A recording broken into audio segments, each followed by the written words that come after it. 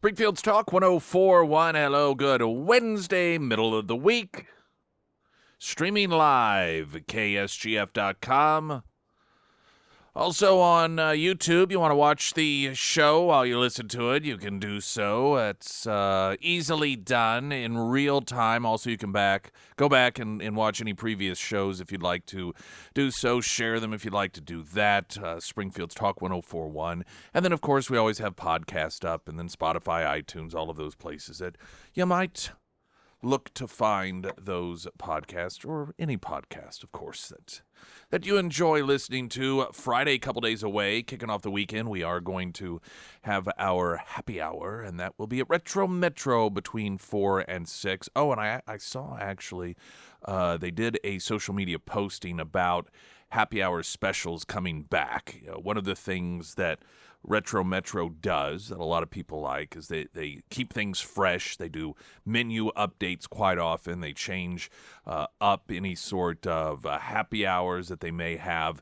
And so I know that some of you for our happy hour had noted that specials that were there once upon a time weren't, but there are some new specials they had posted on social media. I think 3 or 4 different things involving different types of drinks. I'm not sure if apps were on there. I'll have to go back and look. But if you look up Retro Metro on Facebook and follow their page, or even if you don't, you should be able to see any and all of that relevant information. So if you like those good deals, then you are in luck, because that happy hour is back. And of course, we'll be having our happy hour 4 to 6 at Retro Metro. Come and go as you please. Hang out, kick off the weekend. Very informal, just a really good time. Yesterday after the program, there was a cabinet meeting, and there were a lot of different Q&As coming from the media, because Trump is always willing to talk with the media. And one of the questions he was asked about was the Epstein list, and he expressed his great annoyance. I think some of it, the average person could say, okay, well, that kind of makes sense, but part of it not. In the context of, hey, what's going on in Texas right now, really, this is what you want to talk about. Place and time and appropriateness of place and time, I can understand. But the overall, just this theme, this narrative that seems to be coming out of the White House regarding this, and we talked about this yesterday, I mean, virtually everybody's talking about it, is that, nope, this is not going to fly. We'll play audio later in the program of Trump responding to questions about this FBI memo that essentially says there's no one going to be charged in terms of the people that these girls were sold to. There really is no list of individuals, and pretty much this shift from there is a lot of shocking information that people are going to have revealed to them to, oh no, there's nothing here. Nothing here at all, but we're out there fighting crime, and so that's what you should be worried about. It's just not going to fly. Pam Bondi's response also, so that audio will be coming up as the show progresses. I will note, this is an opportunity for people to observe the difference, I would argue, between people who support Donald Trump versus people who supported Joe Biden or Kamala Harris or any Democrat. The response, the significant pushback that has resulted from this seemingly new position regarding Epstein isn't coming from anti-Trump people. It's coming from people who support Donald Trump. Now, can you imagine? Flip the other way around. If this were a turnabout from the Biden administration, for example, do we really believe that Democrats would be up in arms and say, no, this is unacceptable? Of course not. These are people who, no matter what the people they support say, they fall lockstep in line, even if it's the opposite of what they said the day before. These are people that went along with the absurd notion that Joe Biden was perfectly fine, one of the smartest people in the world, despite what was right before our very eyes. And for all the accusations that Trump supporters, and this is projection coming from the left, that they just, no matter what Donald Trump does, they absolutely support it. They're a bunch of cult leaders. Well, really? Because that doesn't seem to be playing out when it comes to this Epstein list thing. The most vocal people that are expressing the largest amount of displeasure at this latest revelation, or lack thereof, from this administration are supporters of the administration. And I think that that says a lot in a positive way about Trump supporters. That unlike Democrats that will latch on to a leader and hell or high water, support whatever it is that that leader does.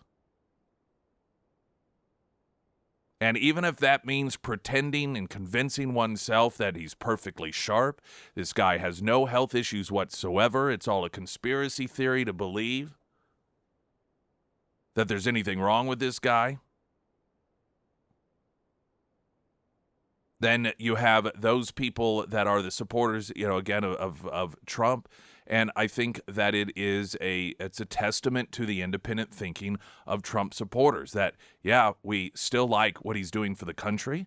We believe and recognize all of the positive things that are happening, and this guy's unfairly under attack. But that doesn't mean that everything he says we agree with.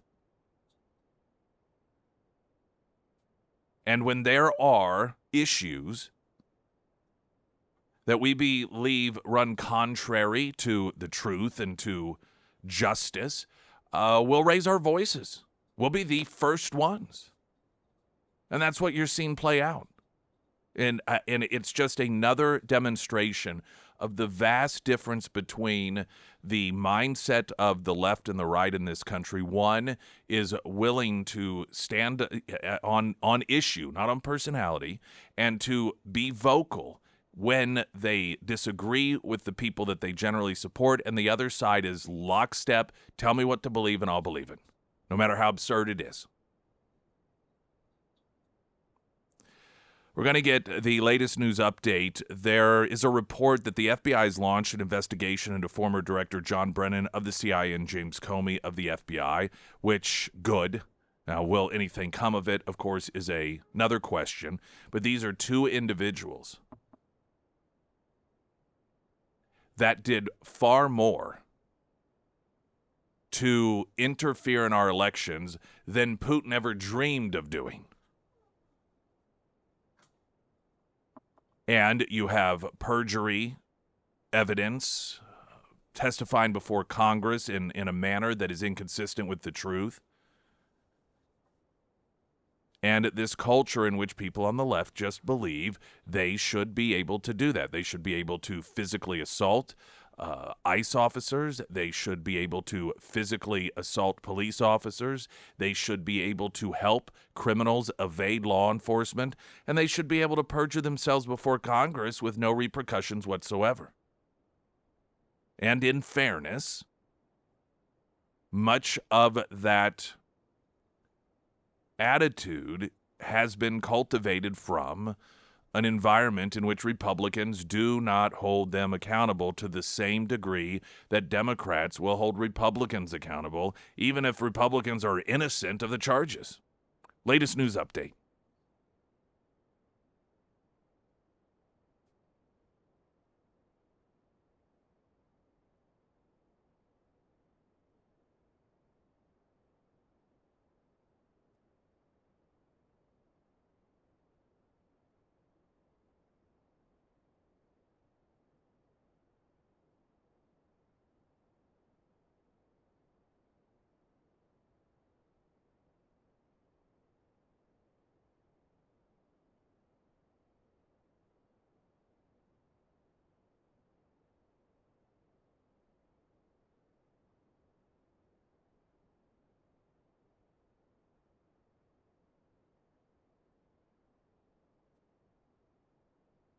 And the first alert forecast from Ozarks First meteorologist Tom Schmidt, sponsored by St. Clair the Ozarks Home Improvements.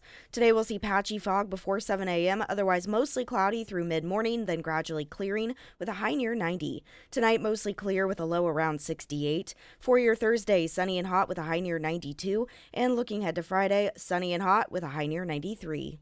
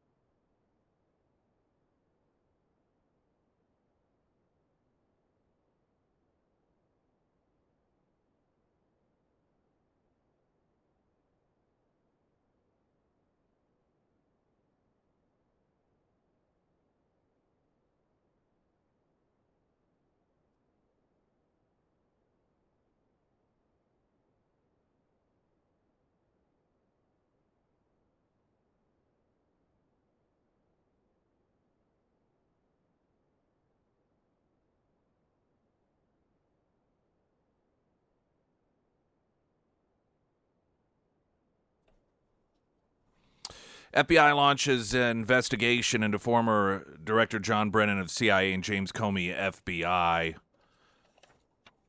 Just the News reporting that these two investigations have been opened from these sources from the Justice Department, telling this to Fox News, and then Just the News has a story regarding it. The investigation into Brennan comes after the new CIA report demonstrated that the former director possibly misled Congress by testifying to the House Judiciary Committee in 2023 that he played no role in pushing to include the debunked Steele dossier in December of 2016. That Steele dossier was the dossier paid for by the Hillary Clinton campaign to falsely accuse Trump of colluding with Russia and so forth, something that she fully acknowledged they did. This isn't conspiracy theory. She said, hey, it's just standard research opposition research, and in fact tried to hide it by labeling it as something else in the record books, and got fined by the Federal Elections Commission because of that. So that this isn't in dispute, that she paid a foreign agent, Christopher Steele, to create this fake dossier. What occurred is that Brennan claimed that he did not push to include that in the CIA's assessment as to whether or not there was any sort of collusion, but what we've learned is that not only did he push it, but analysts who told him, we can't, this is fake, and he said, we're doing it anyway. The sources told Fox News that current CIA Director John Ratcliffe referred evidence of wrongdoing by Brennan to FBI Director Kash Patel for an investigation, which was received, and an investigation was opened but did not include further details. Just the News reports it's not clear what Comey is being investigated for, but two sources told Fox News that the FBI views his actions with Brennan as a conspiracy. Comey also allegedly pushed for the Steele dossier to be included in the 2016 report. Brennan and Comey have not commented on the reported investigation so far. Now, I think we understand how this is going to play out with them in the media. This is proof that Donald Trump is a wannabe dictator and trying to throw his opponents in prison. And you and I know the sick hilarity of that position, given that that's exactly what they tried to do. In fact, that's why they're under investigation, is because of lying about it, or at least Comey's part, perjuring himself before Congress, claiming, hey, no, I didn't have anything to do with that whatsoever, when we now know that, in fact, he did. I don't think that's a huge surprise to anyone. Brennan has been dishonest before Congress in the past, so this shouldn't be anything different. And the projection, the gaslighting, the irony of the fact that these are two individuals that did conspire based off the evidence that has been available for some time, and now these new findings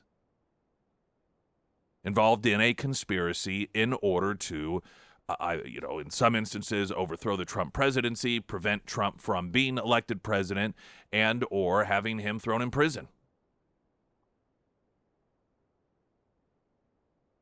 They, however, will use this as an opportunity to claim, look, he's trying to throw us in prison. We told you this was going to happen. Oh, a dark day for democracy. Such a dark day for democracy. If we're not safe, then no one is safe. Well, no one should be safe from breaking the law. And it is far too long that the left has been allowed to break the law and get away with it. The left has been allowed to interfere in elections and get away with it. The left has far too long been able to lie about what evidence exists. I mean, the fact that you have so many of these people should be in prison. Adam Schiff,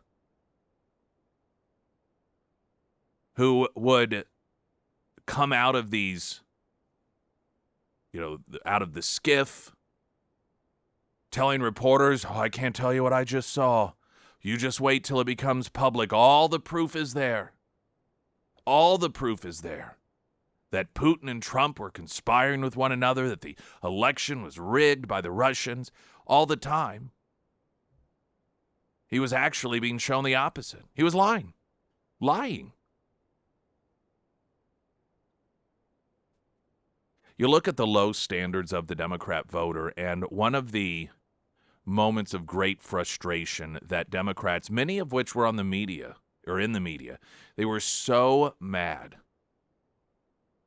about the investigation into whether or not there was collusion between the Trump campaign and the Russians, and then there was the final huge unveiling of the report, and the answer was, Robert Mueller, remember that? No, there was no evidence. And a lot of Democrats were furious. They were upset. They felt like they had been hoodwinked, misled, lied to, because they had been. But what is their response? To promote one of the lead liars, Adam Schiff, to the U.S. Senate in California. I mean, you can understand why Democrats try and outpace one another when it comes to just brazen and clear dishonesty, because the voters, for whatever reason, it's a toxic relationship. It is a standard toxic relationship. It's like a couple in which you've got one that is constantly just getting caught lying, and it's so clear that have gotten to the point where they know they're going to get caught. They don't care that they get caught, and everyone's shaking their head saying, "Why do you stick with this person? What is the deal?" And they become the biggest offender. Oh, you don't understand them. Nobody understands him like I do. He really actually does love me. He just has some problems. And that's how the Democrat voter generally behaves when it comes to being treated this way by some of these elected officials. And there was no one that made Democrat voters look more the fool than Adam Schiff. And they, out in California, again, reward him with a promotion to U.S. Senate. So just be prepared, and I know many of you already are. When the left begins talking about the investigation into Brennan and into Comey, they are going to gaslight and they are going to project and they are going to say, see, here's the proof. Donald Trump is a dictator and it's the end of democracy as we know it. Springfield's Talk 104.1. I'm Nick Reed.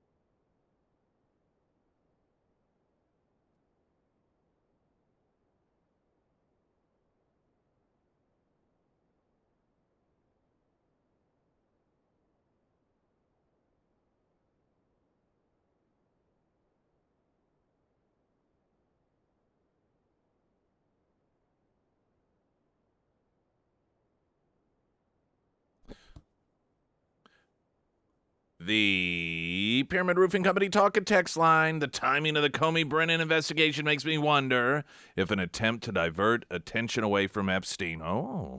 We will talk about the latest developments since we spoke about the previous latest developments on the Epstein list and so far what's happened. I think that this is one of those rare instances in which, unless I'm wrong, Trump is miscalculating how significant that issue is to I don't know overall, but it's which is interesting. His supporters, in particular, have long, for a very, very long time, had grave concerns about this whole particular situation. And there are a lot of things that you get a support base that they're passionate about, and then you can sort of divert away, think, well, they'll stop worrying about it, they'll stop thinking about it, and we can move on to something else, and in time it'll just fade away. And if that is the belief on this Epstein thing, I mean, to some degree, I suppose it's true, but I don't know. I get this sense that Trump he's this isn't an instant where he's not reading the audience right on this thing, and not really understanding what this is, how all of this is being perceived by the people in his base, because this is more than just about one particular issue, and it's not about one particular guy. Really, it's not even about Epstein. That's what I think a lot of these folks fail to realize. It's about, and Pam Bondi had talked about there's over 250 victims. All right, well, who are the perps? I mean, it's about the countless number of individuals that apparently are going to be able to get away scot-free with raping underage girls. That's who it's about, not Epstein. And it's just so much. It's about widespread corruption, and for a lot of people, it's about the fact that if we live in a country in which Lord knows how many powerful people can get away with what they've gotten away with, then what does that say about us as a country? Particularly with somebody like Trump in charge. I mean, if somebody like Trump is in charge, somebody that has no trouble cleaning the house, has no trouble kicking people to the curb, has no trouble, somebody that's an ally calling him out on something. I mean, he has no trouble with all this. If this sort of thing is allowed to happen with him as president, then what it does is it tells a lot of people there's no hope for this country when it comes to that sort of corruption. That's what it's about. Traffic update, I'm Nick Reed.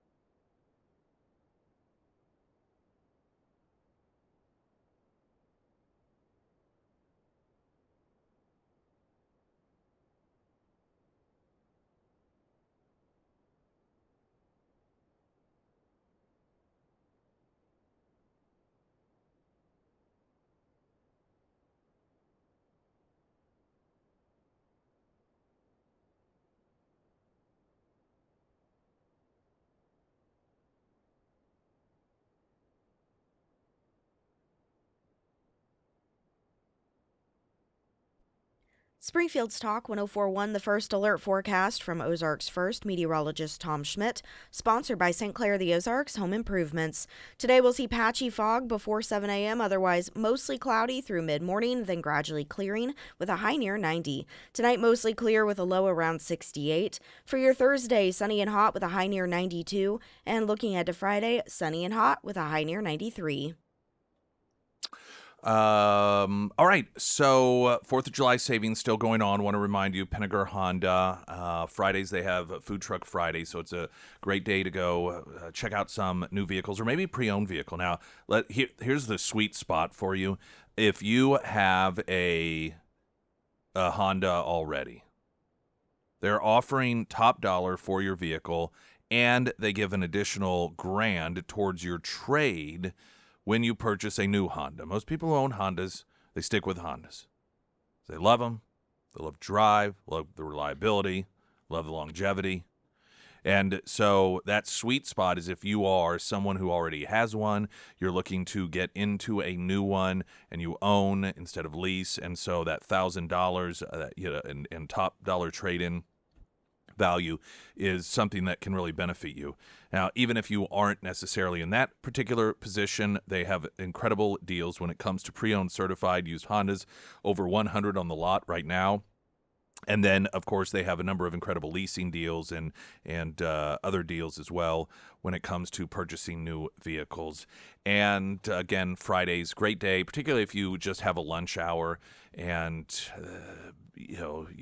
usually you go get something to eat, with the food trucks being there on Friday, or a rotating food truck at Pinnaker Honda on Friday, give you a chance to check out the inventory, see what you can get for your vehicle perhaps, and get yourself some delicious lunch. Pinnaker Honda, South Campbell, just south of Walnut Lawn.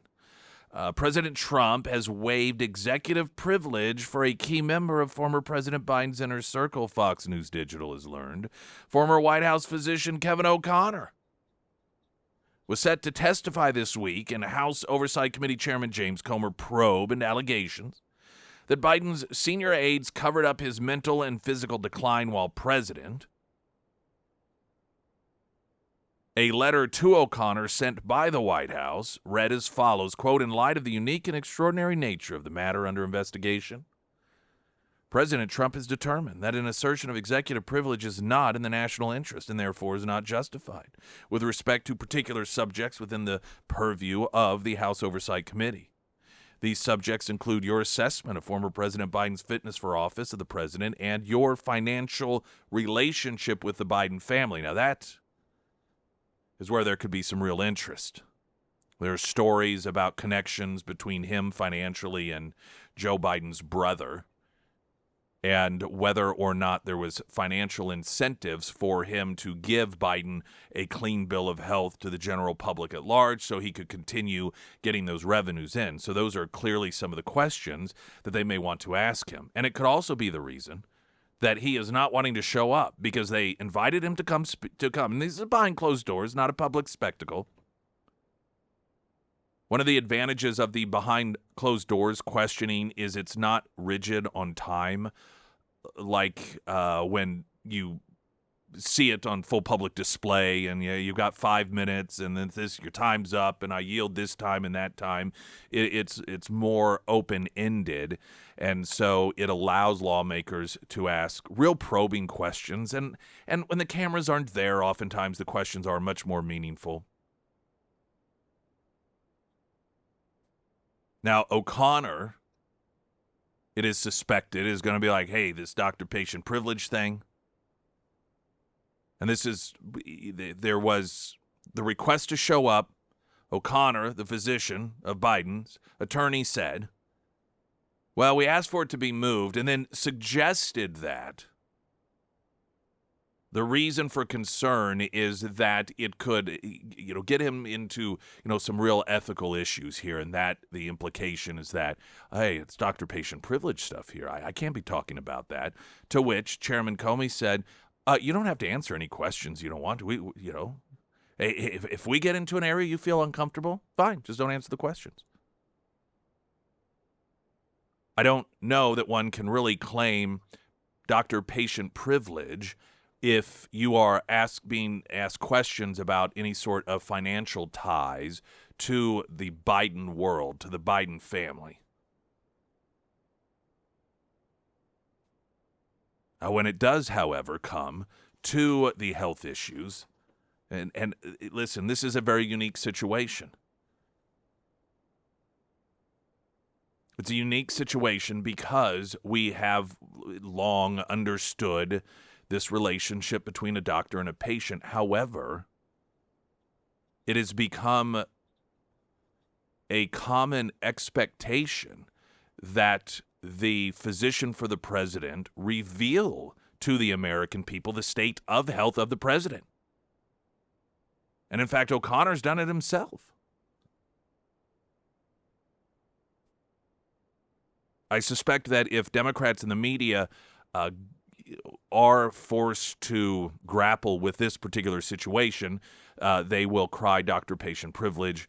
But let's not forget, they are the same ones that demanded that Trump take some sort of cognitive test and that, he do this and he should get a health test for this. And so as usual, they have no trouble whatsoever with expectations when it is a Republican president. But when it's a Democrat, they should be able to live by a separate set of rules. The reason that as an American people, we even know about these physicians to the President of the United States is because they do these annual checkups and they release the results to the American people. This is how we knew that Joe Biden had not been treated for prostate cancer to the degree it had advanced, because in the medical reports that were released by the administration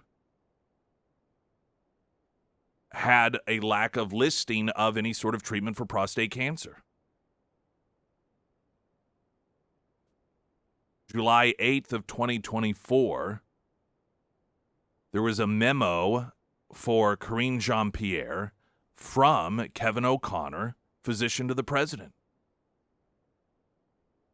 And in it, he talks about the fact that there was a Dr. Kevin Kennard had visited the White House.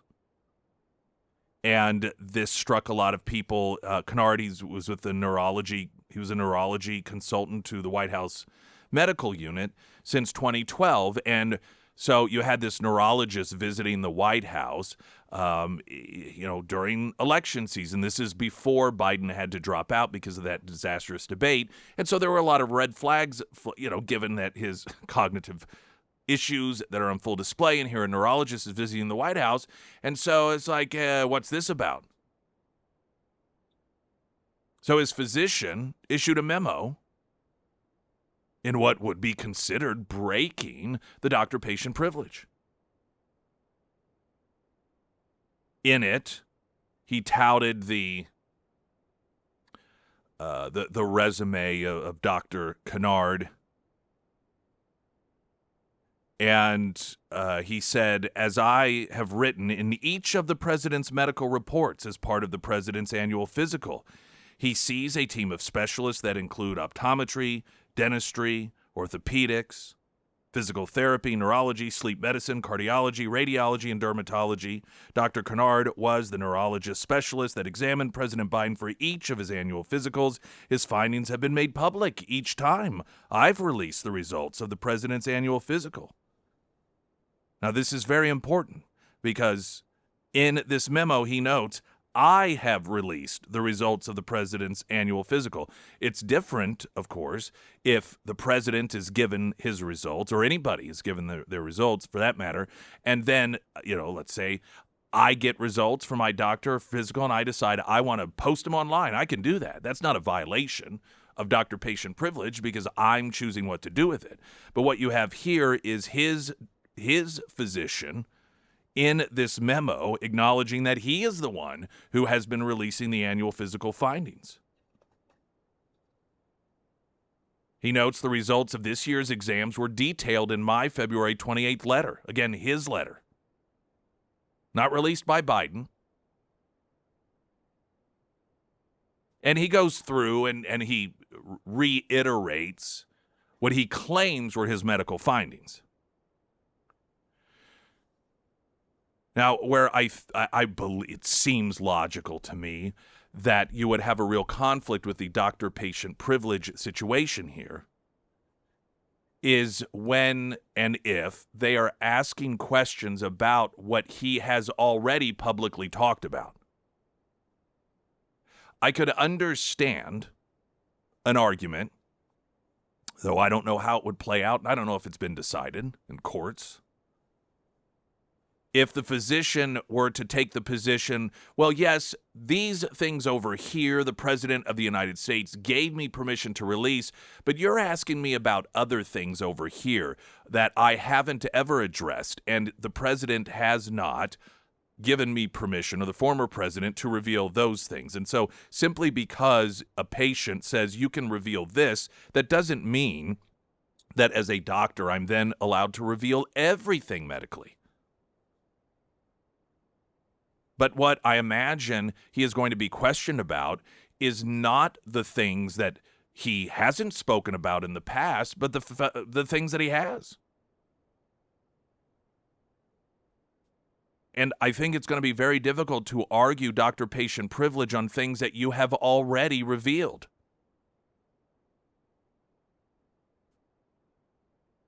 I imagine the line of questioning is going to be somewhere along the lines of, well, you said he was cognitively fine. We know clearly that isn't the case. So exactly how did you come to those, explain to us this contradiction. Explain to us how it was that you on this date released this information claiming he was perfectly fine, but now we know that that's not the, please explain this to us.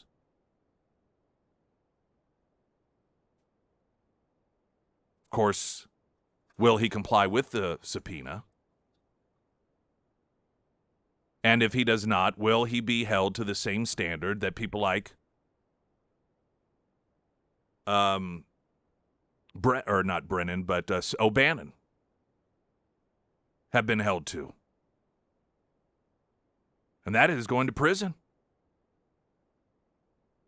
Because he argued that he was covered with a privilege, and instead of challenging him in court, they just threw him in prison for it. Steve Bannon. So we'll see. Springfield's Talk 1041. I'm Nick Reed.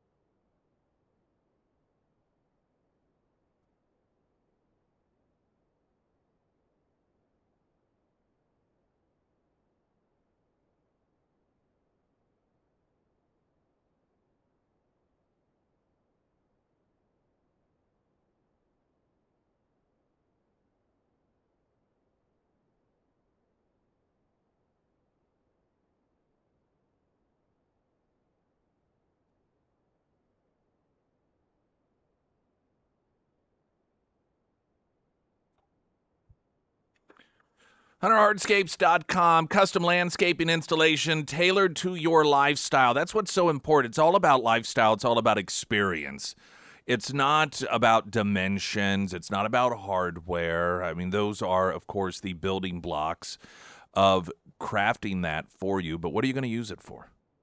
Is this for entertaining? Is this just for you live alone and you just want a place to utilize that outdoor living space that you have paid premium for? I mean, that's expensive, that lot that you were on, yet so many of us rarely actually utilize it to the capacity that we could, and capitalizing on that by turning the outdoor space into a living space as well. Perhaps it's for outdoor theater, television. Maybe it's an outdoor kitchen so you can entertain. Maybe you just like to get up in the morning, have a cup of coffee, smoke a cigarette, whatever it is you enjoy doing as you watch the sun come up, and you want to do it in an area that is accommodating and that is an actual living space in the outdoor. Hunter Hardscapes and Outdoor can do just that for you. You can find them at hunterhardscapes.com and also KSGF.com, Nick's endorsements. There has been a great deal of chatter about the upcoming Superman movie. And as usual, it is not the sort of chatter that is beneficial to the bottom line of the box office, and that is this wokeness. It's amazing to watch these people, the arrogance of these individuals that will not just shoot themselves in the foot, but all of the people associated with a particular film. Now, there's a couple of different aspects of this, and it can get a little confusing, particularly given that we haven't even seen the movie yet. The movie has not been released. When does this come out? It comes out this, right? Why did I think it was going to come out the 4th? But I don't. When does it come out? I can hear you looking it up. I'm going to look it up. It seems like the 4th would have been a good time for it to get, well, once upon a time when Superman was all about America, truth, justice, and the American way. But, of course, that has been taken away. It says the release date is July 11th. Okay. So a couple days away. What is that? This Friday, I guess, right? Yeah, yes. Friday. Okay. Now, let me read to you some of the story, because, again, this can get a little bit confusing. I'll use as an example one of the KSGF movies that we did at Alamo Drafthouse, The Hunt. And that was a movie that got a lot of attention before it was released in theaters because it was noted it was a movie about people on the left that would pay high dollar in order to physically hunt and try and kill Trump supporters, essentially. And immediately, of course, there was a lot of backlash, and it was Trump supporters that clearly were a little put off by that.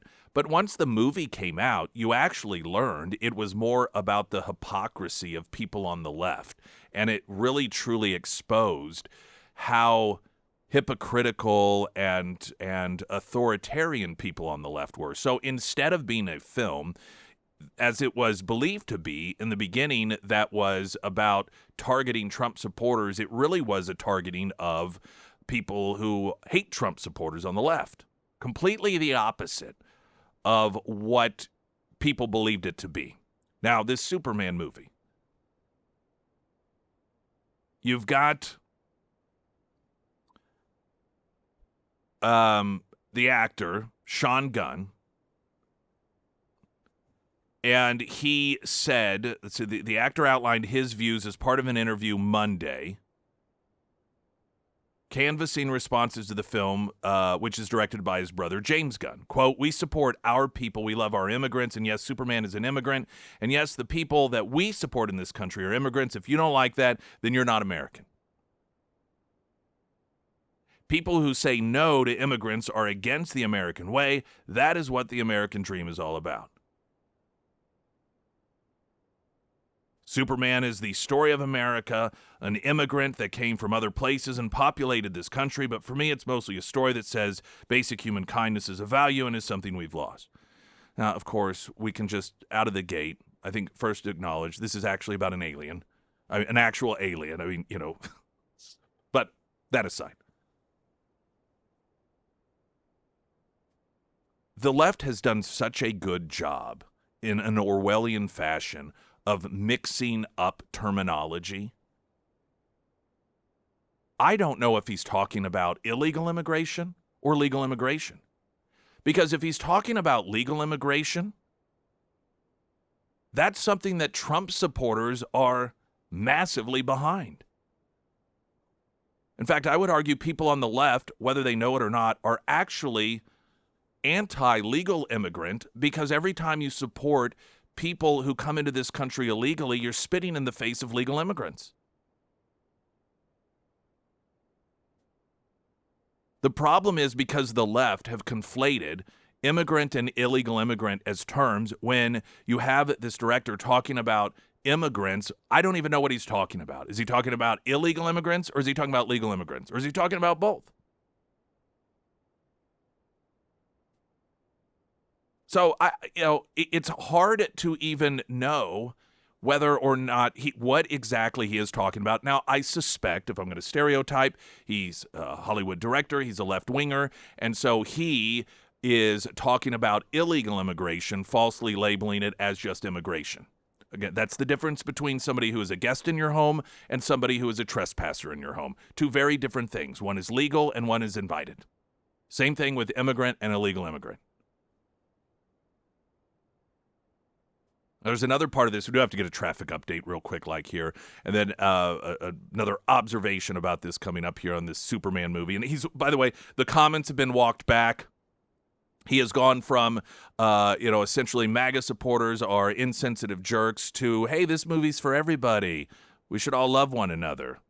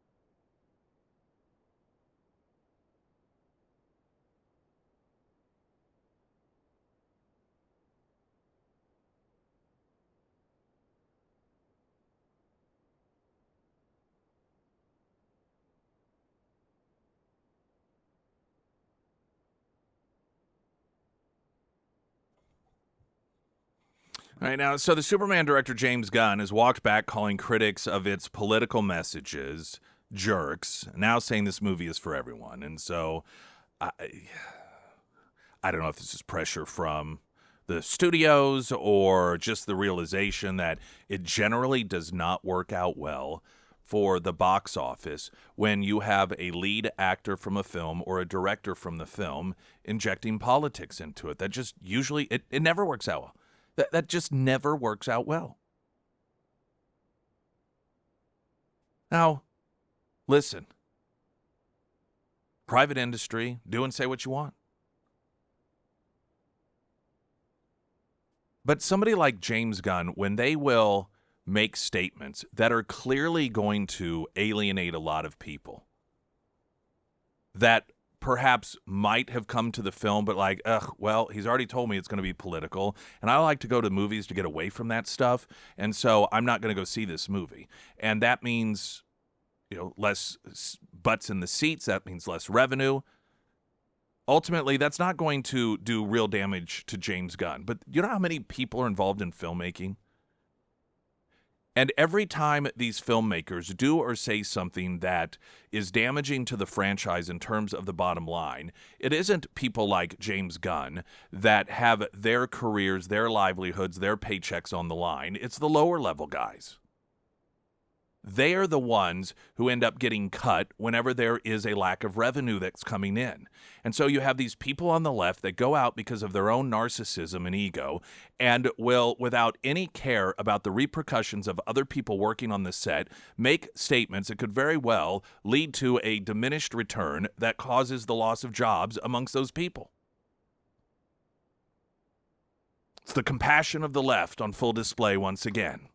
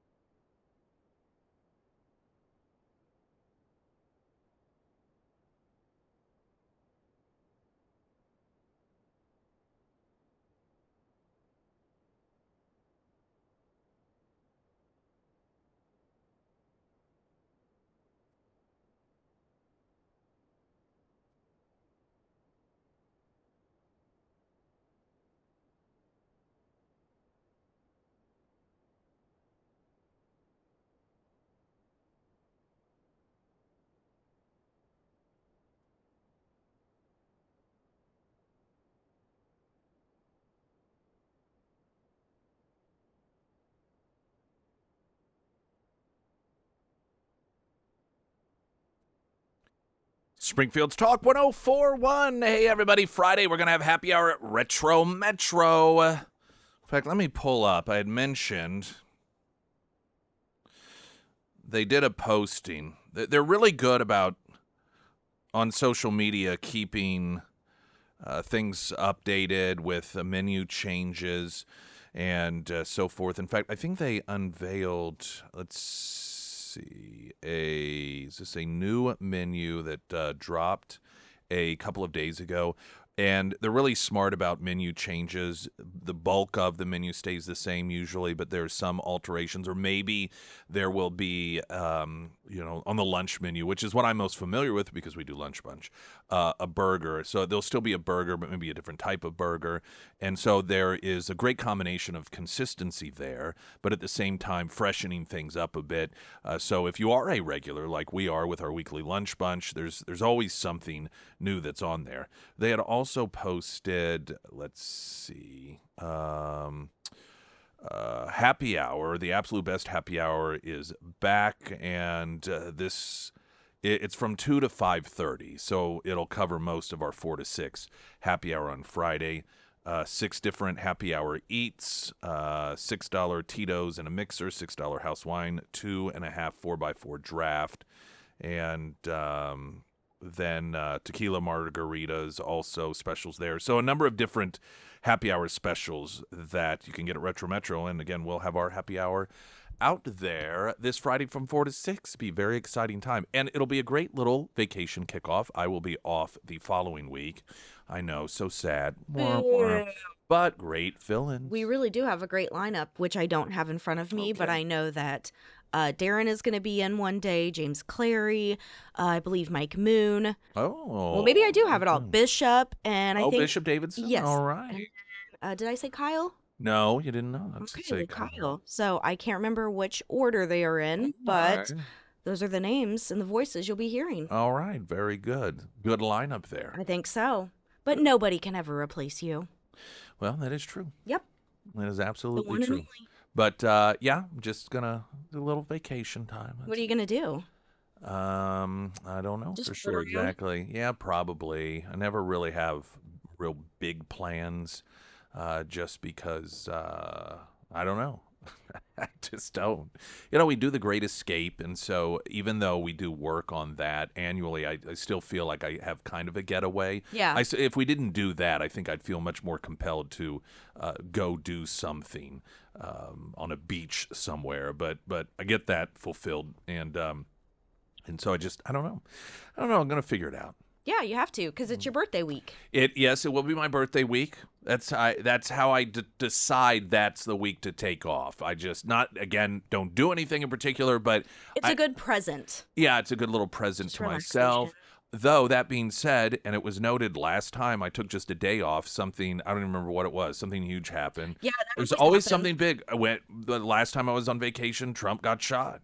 Yeah. I went on vacation when Sandy Hook had all of these really big, this clearly is subject matter that everybody is going to be talking about. I'm gone. So we shall see if something historic happens during the week that I'm gone. We shall see. There is, I will say, something enjoyable about watching things unfold and watching it from a perspective that isn't show prep. Yeah. I don't know. It's just, it's different. So we'll see. If it is historic, hopefully it's a good historic thing. That does.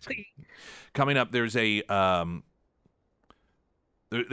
another book coming out regarding the Democrats and how they have, just essentially destroyed themselves in the last election in particular. And they're in this upcoming book, 2024, How Trump Retook the White House and the Left Lost America. I love the framing of it. It wasn't just lost the election, but lost America. Gone. You did more than just lose an election here. You demonstrated you are so out of touch with the average American. And in it, there is a highlighting of a memo that was written up by a consultant for Kamala Harris once she was handed the nomination. And what I think is pretty entertaining about it is she did the opposite of everything that this memo recommended. So I thought we'd go through that just for a little bit of fun coming up.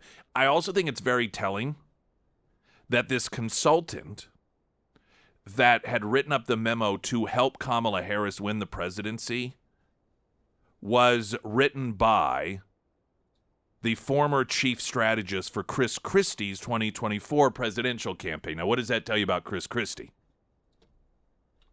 Latest news update.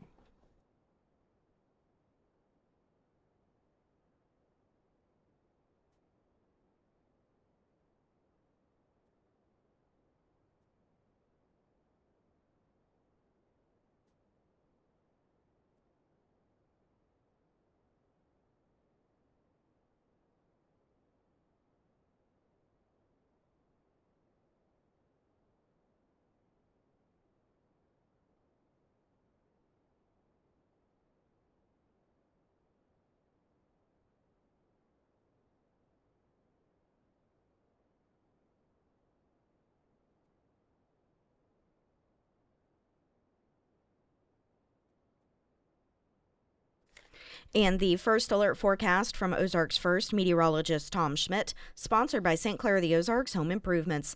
Today we'll see mostly cloudy skies and then gradually clearing up this afternoon with a high near 90. Tonight mostly clear with a low around 68. For your Thursday, sunny and hot with a high near 92. And looking ahead to Friday, sunny and hot with a high near 93.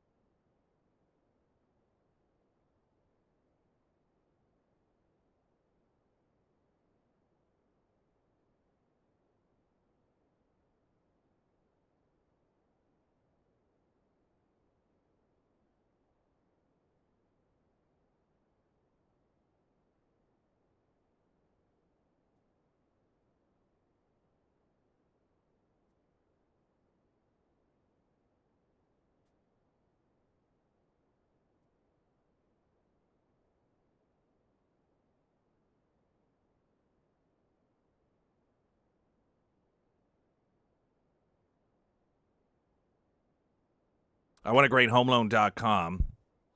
There's mediocrity, then there's greatness. And who doesn't want greatness, especially if someone else is doing it for you, right? So you want a great home loan, you want a great refinancing, you want a great reverse mortgage, or perhaps just as if not even more importantly, information about all of that. Waiting for those interest rates to come down, I'm telling you that you may come out worse. It may just be a wash. Here's the thing. You're like, oh, interest rates are like 7. I want to wait till they're 3. Well, you do that, then there's more people in the marketplace, which means there are more buyers, which means that odds are with supply and demand, the price of the homes are going to go up. In addition to that, the sellers know that you are going to be able to, quote, afford more house with a lower interest rate, so that allows them to raise the price of the home. It all usually kind of levels out. So point being is if you are waiting for this right moment, if you're waiting for interest rates to hit a certain level because you think that that is going to financially be advantageous for you, odds are it's not going to work out that way for you. Plus, you can always refinance anyhow. You're not married to it. You're just dating that interest rate till, a prettier one comes along. I want a great homeloan.com because you do. That's where you get started. Newly released memos reveal all the good PR advice Kamala Harris ignored during her campaign. Recently released memos from former Vice President Kamala Harris's 2024 presidential campaign reveal the Democrats' public relations struggle in the waning days of her failed White House bid. The memos, first reported by Josh Dawsey, Tyler Pager, and Isaac Arnsdorf, in the forthcoming book, 2024, How Trump Retook the White House and the Left Lost America. The memos were written by Marla Camella, a PR consultant who also served as chief strategist for Chris Christie's 2024 presidential campaign. Yes, quote, Republican Chris Christie. What does that tell you?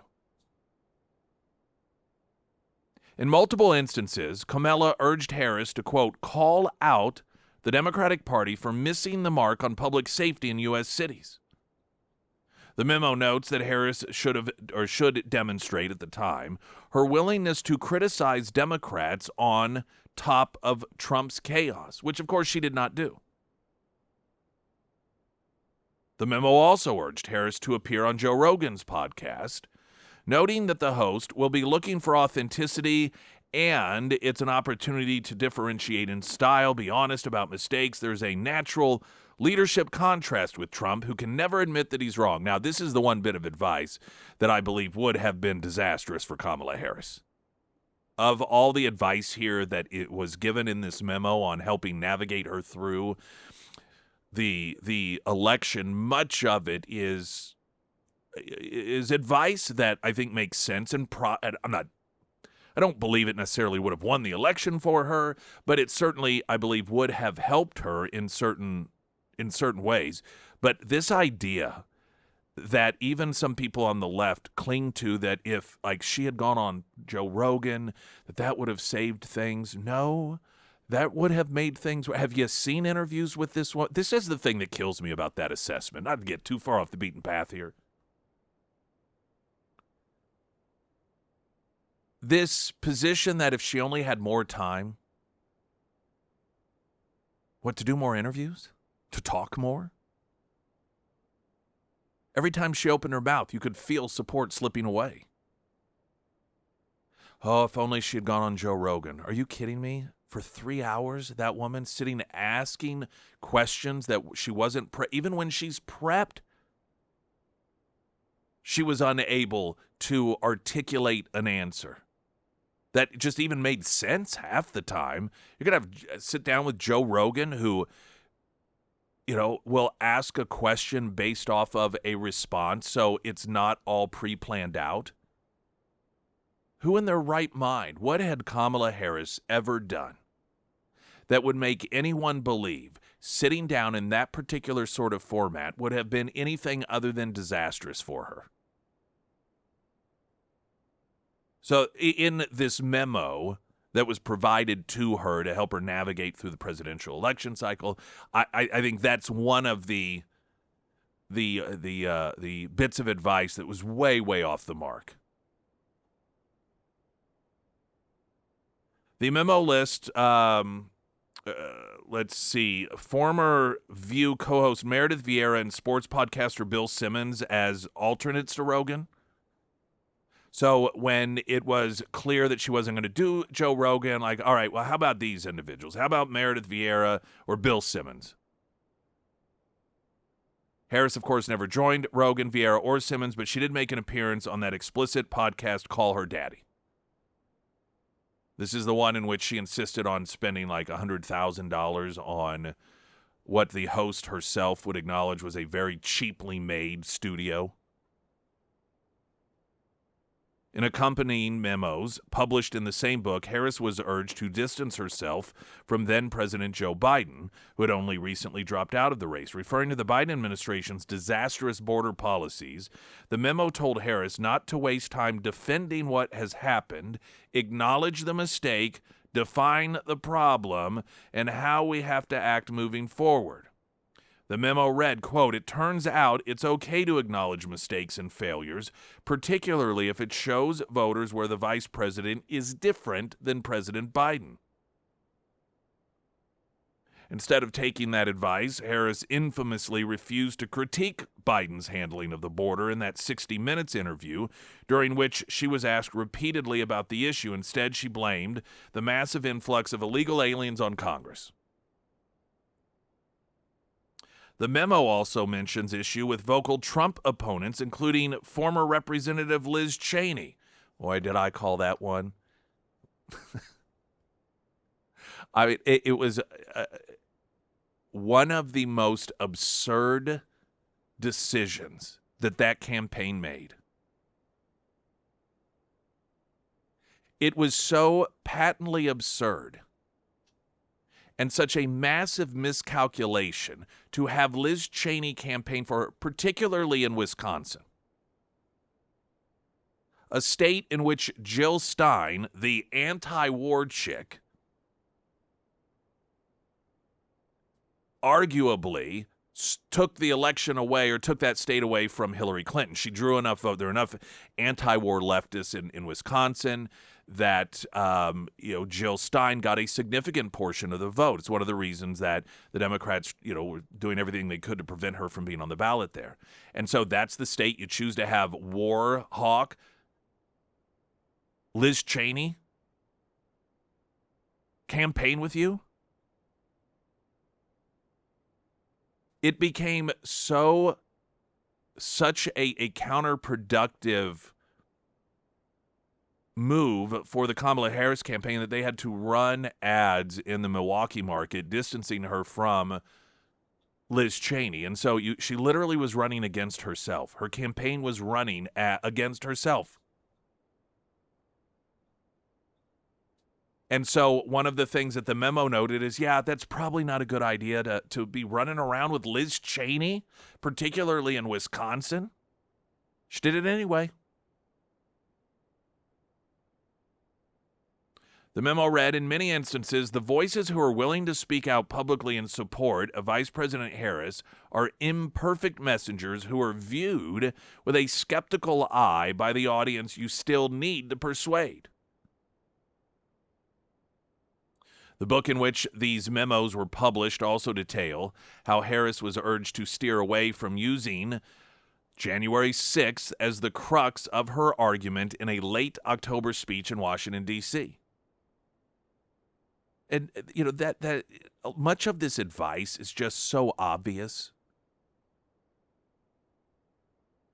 You had outfits like CNN and other left-wing media outlets that would sit down with swing voters in states like Michigan, Minnesota, Wisconsin, and the host would ask. There was one in particular I remember because we played the audio, and it was in one of the states. What do you think about January 6th? And they're like, one guy said, I don't even really know much about it. Another guy's like, listen, some people showed up. It got a little out of control, but that's irrelevant to me. People just didn't care. And so recognizing that, the memo's like, you got to quit campaigning on things that people don't care about is essentially what it said. Because it makes it sound like you don't have anything to campaign on. And so there was this October speech in Washington, D.C., and the memo was like, just listen, don't talk about January 6th. Instead, Harris concluded her speech by saying Trump, quote, is the person who stood on this very spot nearly 4 years ago, sent an armed mob to the United States Capitol to overturn the will of the people in a free and fair election, and an election he knew he lost. So she did the opposite.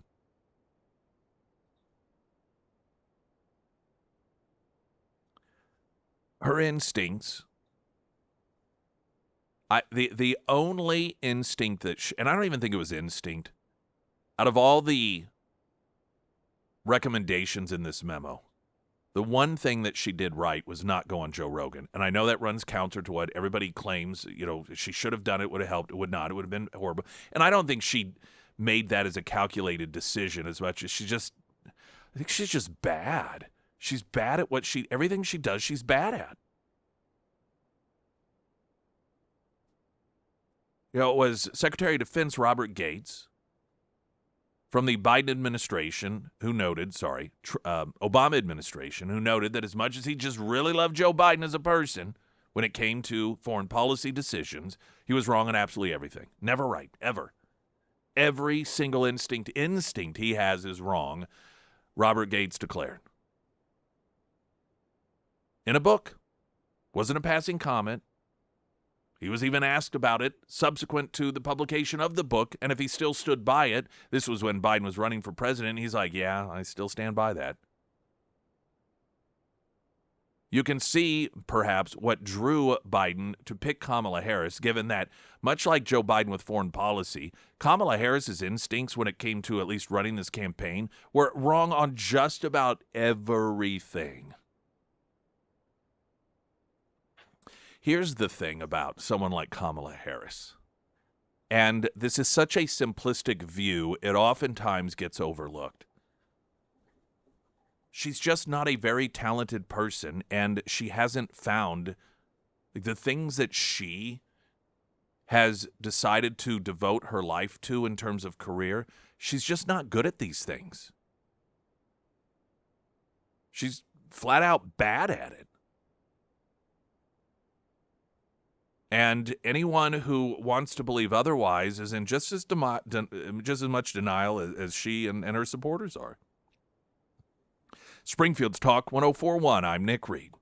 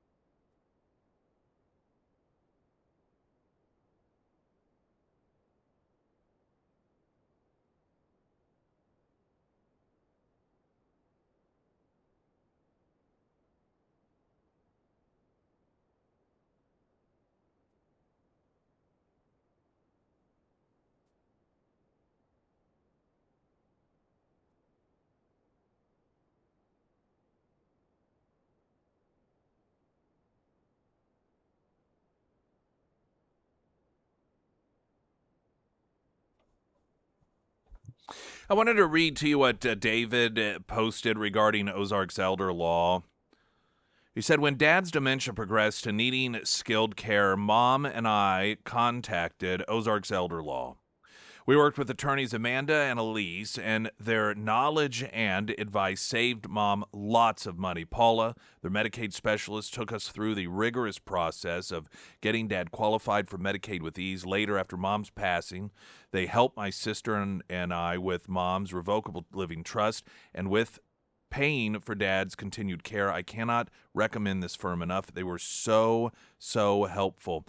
Megan saying, Lori Rook and the team at Ozark's Elder Law, hands down amazing. I could not believe how easy it was to complete my will and trust. I now know that my kiddos are protected, and that peace of mind is priceless. Thank you for answering all my questions and making this possible for me. That's some of what you get, and it's why we some time ago we're so pleased to get Ozark's Elder Law on as an offering for you, because we are an information station. We like to provide info. And, I was just meeting with the owner of a company locally here in Springfield recently and explaining that, we are an information station, and that goes for commercial breaks as well.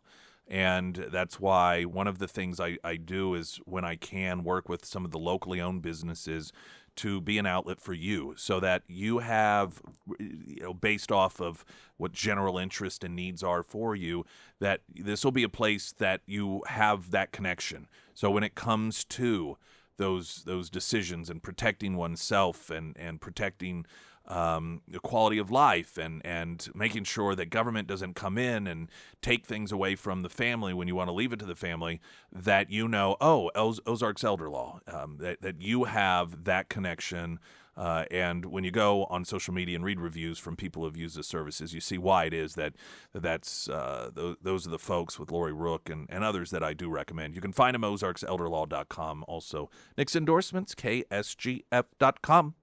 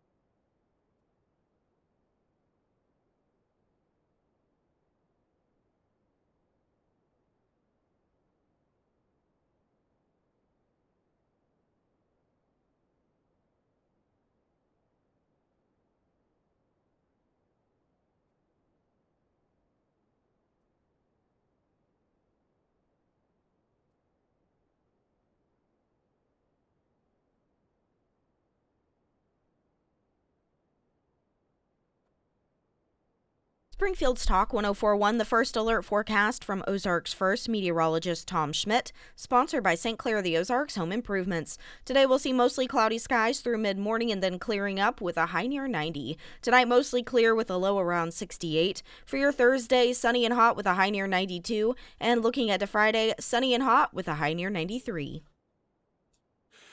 There's this recently posted interview with a liberal podcaster, and I wasn't familiar with this guy, Kareem Rama, and it's called Subway Takes. And I guess one of the little shticks that he does when he has guests on is they debate a particular issue that isn't, it's not really meaningful, just sort of fun.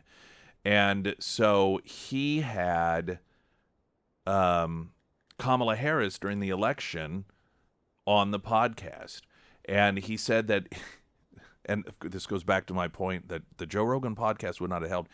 He said that it was so bad they didn't air it, that he and her campaign both agreed, and he was a supporter of hers. He wanted to help her, so in an effort to help her, he didn't even he did not publish it. And it was like the campaign insisted. He said that his little debate topic was, what was it? It called it hot takes, and I think it had something to do with the subway, pro subway or not. You do or don't ride the subway or something. But she wanted to debate the issue, claiming that bacon was a spice or something, and he's revealing this he's being interviewed on a podcast, And that podcast host was like, really? And he said, yeah. He just said it was really, really bad. The whole thing was so bad. And they were insistent, thinking, they knew better than him. And then they did it. He said it was just so bad, we ultimately agreed not to air it. And that's the sort of thing that when I hear some of these people on the left that say, if only she had gone on Joe Rogan, or I'm like, what are you thinking? I wish she had gone on there. I really do. The gold that would have come out of that, I think just would have been delicious. There's a couple of different stories, one Fox News, one Breitbart, about in Mexico City, which has never really been considered a safe haven from crime. Mexico City has some issues.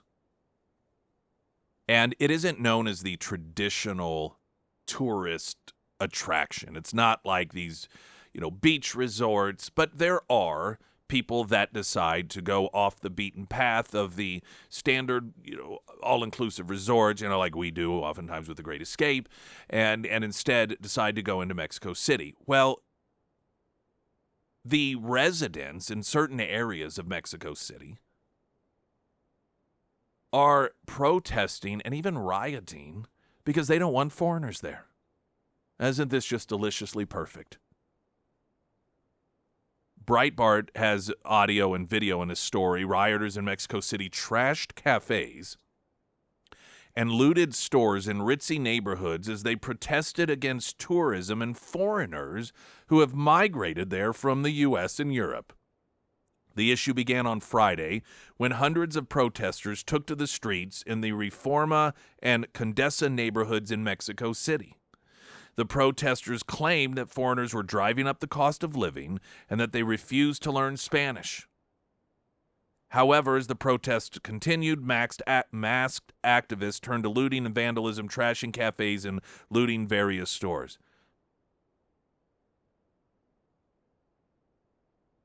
You could not ask for a more perfect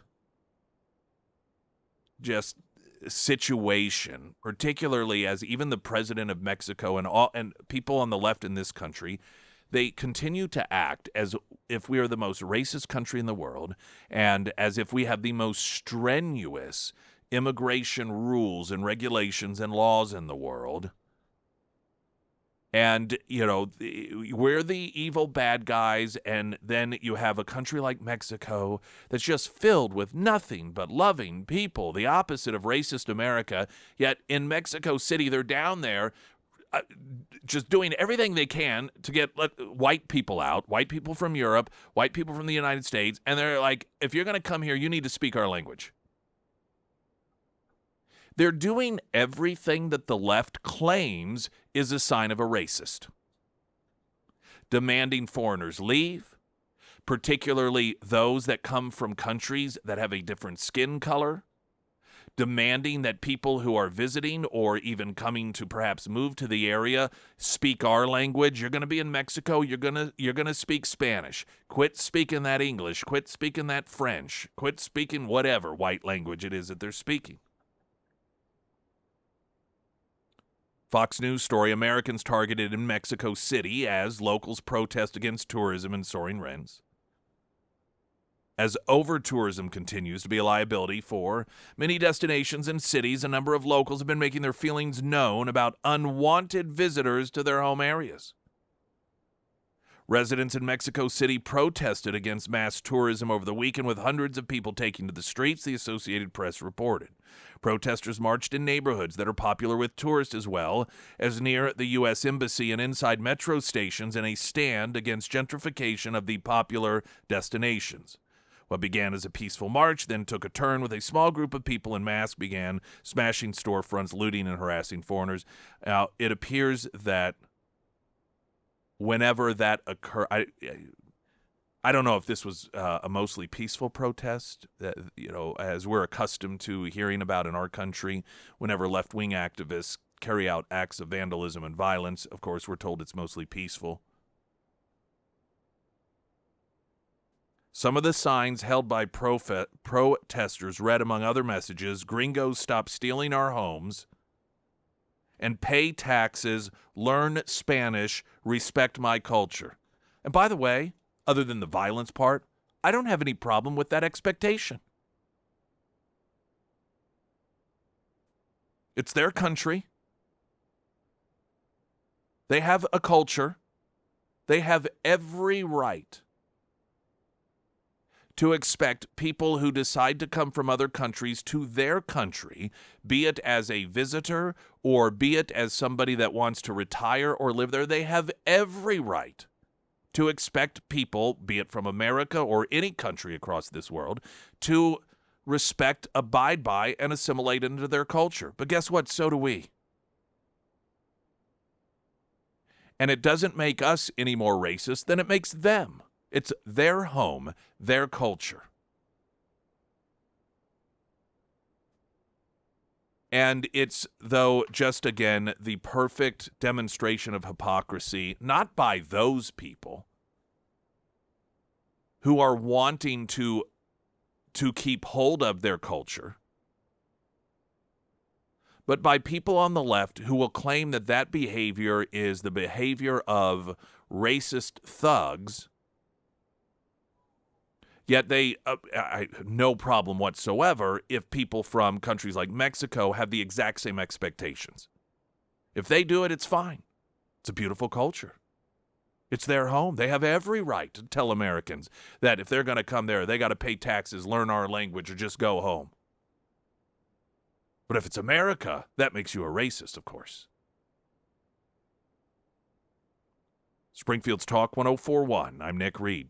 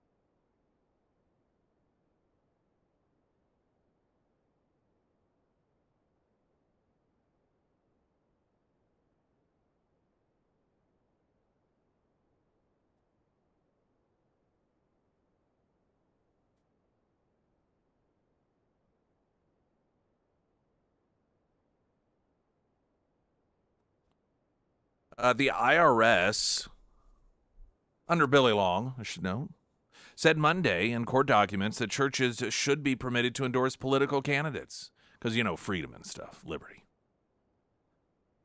I don't know if you are aware of that angle, but I mean, this kind of seems like a no-brainer. A number of the organizations out there, left-wing organizations, that masquerade as these nonprofits that get out of paying taxes but are so overtly political. But if you're a church, the move creates an exemption linked to a ban on political activity when it comes to nonprofits, the New York Times reported. The ban, known as the Johnson Amendment, got its name from former President Lyndon B. Johnson. In 2012, Breitbart News reported that churches endorsing political candidates violated a federal statute, but the statute was unconstitutional. The report also said Johnson was an extreme liberal who shoved the United States to the far left. While serving in the Senate in '54, Johnson pushed through the Johnson Amendment on the Senate floor without any committee hearings or discussion, making it illegal for nonprofit tax-deductible entities to speak in a manner intended to influence an election. Now, a big part of the problem with all of this and the way that this is played out is it's total BS, in the sense that the left has always been able to use churches for political messaging. There's not a presidential cycle or an election cycle in my adult life that has gone by without the lead Democrat candidates preaching political messages during church behind the pulpit, usually adopting a fake accent all the way or all the while doing it. This is another one of those laws that the left has been able to completely violate. Every election cycle violated. But the minute that any conservative, any Republican would even give the appearance, or a church give the appearance of just a little bit of nudging towards the other side, well, we can't have that, can we? Per the New York Times article, the IRS's recent statement was in a court filing to settle a lawsuit from a pair of churches in Texas and a group of Christian broadcasters who had sued the agency and previously asked a federal court in Texas to create an even broader exemption to rule that all nonprofits, religious and secular, were free to endorse candidates to their members. The IRS has agreed to what the Times referred to as a narrow carve-out in the manner the newspaper continued. The agency said if a house of worship endorsed a candidate to its congregants, the IRS would view that not as campaigning, but as a private matter like a family discussion concerning candidates. Thus, communications from a house of worship to its congregation in connection with religious services through its usual channels of communication on matters of faith do not run afoul of the Johnson Amendment, as properly interpreted, the agency said in a motion filed jointly with the plaintiffs. In February of 2024, Trump vowed to defend Christian voters across the nation against political persecution and listed wins for that faith group during his first administration. According to the outlet, one of them was blocking the IRS from using the Johnson Amendment to interfere with pastors' freedom of speech.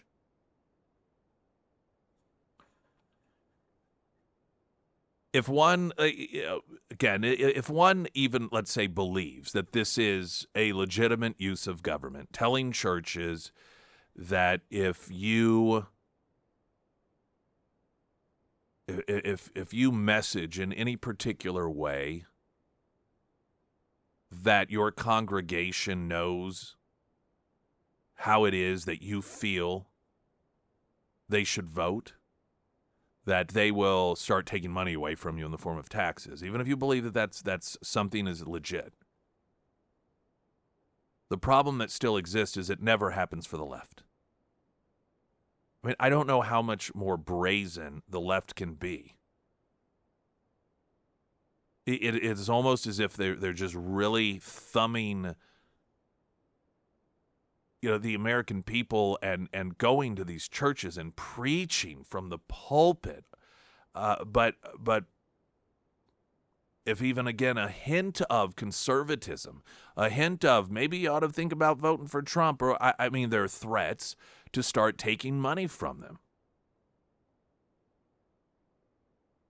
So the inconsistency here, it's beyond it. It's actually consistent. Left always gets to do it. The right never gets to. And then, of course, as many of you know, they drag out this tired and true separation of church and state, which is not in the Constitution. It's not in the Constitution. That was taken from a letter from Jefferson that was referencing the fact that the church should be protected from the state, doing stuff like this. That there should be a wall of separation that protects the church from the state. Not the other way around.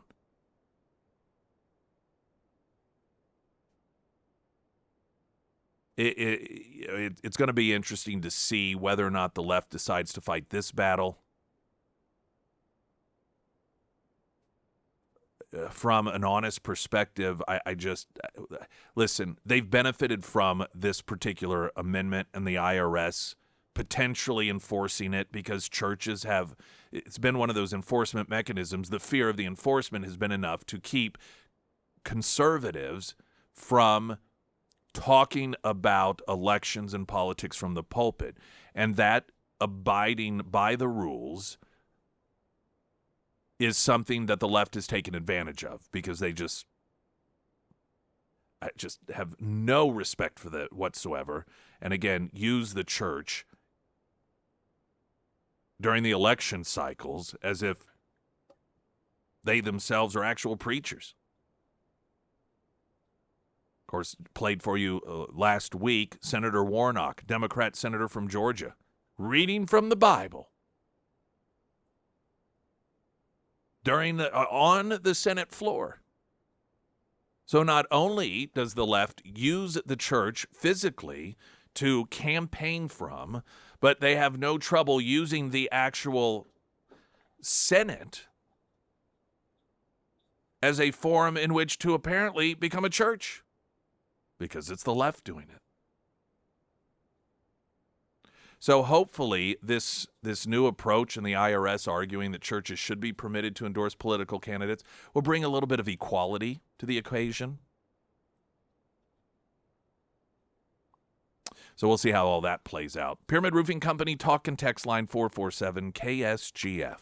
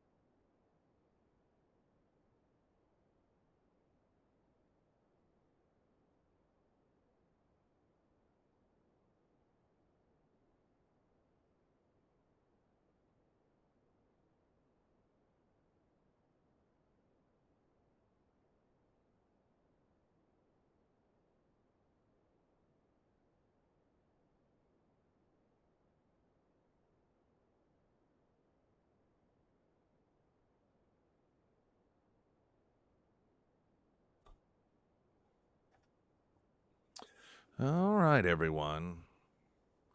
Pyramid Roofing Company, talk and text line. The Methodist Church put politics into their sermons. I left because of that. The whole discussion about politics in church. See, to me, it isn't about whether politics is in a sermon or isn't in the sermon. It is whether or not it is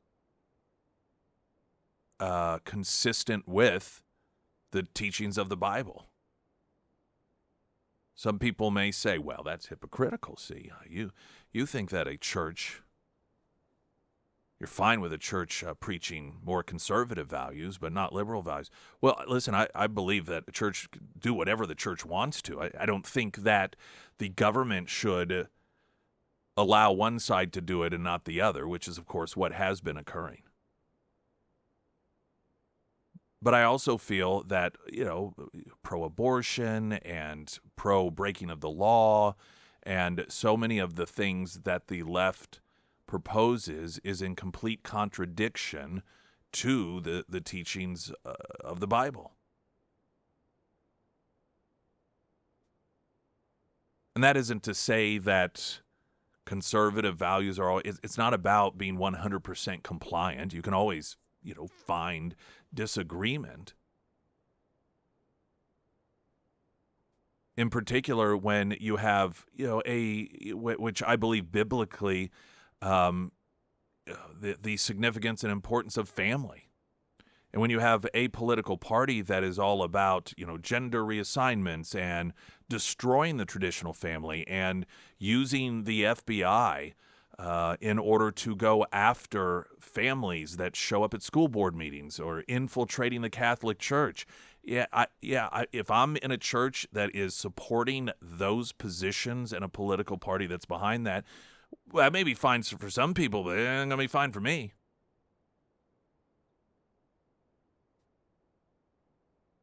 So it just depends on whether or not, for me personally, I find the messaging to be consistent with the teachings of the Bible. And if it isn't, then that's where, I'd be like, yeah, I don't feel as if I'm getting biblical messaging here. It, to me is, I don't know, it's almost obligatory when it comes to certain issues. We're talking about the direction of our church. You think about the destruction that has been done to the family, the erosion of, values, particularly even when it comes to life. And the willingness that so many people have, and I'm talking outside the context of abortion, but just school shootings and all of these areas in which people, not even just young people, but just this demonstration that people do not care about other people. People do not care about other people's human lives, and the destructive nature of what culturally has been this shift in this country that is married in a lot of ways to elections and to politics, and to separate oneself from that completely. I don't know that it's really possible to do that without being in complete denial as to what the purpose of the church is.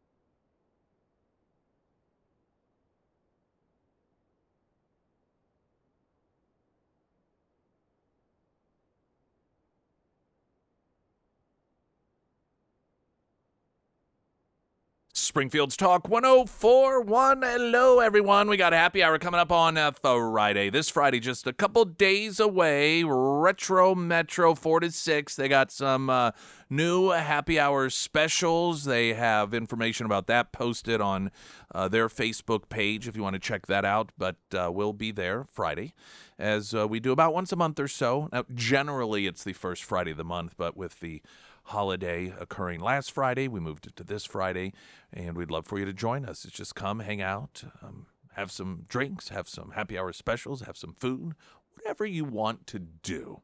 You could just have club sodas if you'd like to do so. It's about the company, after all, isn't it? Speaking of company, assembling, the Women's March. A national advocacy group has planned several Free America protests in the state of Missouri on the 4th of July, apparently. I did not see this happen.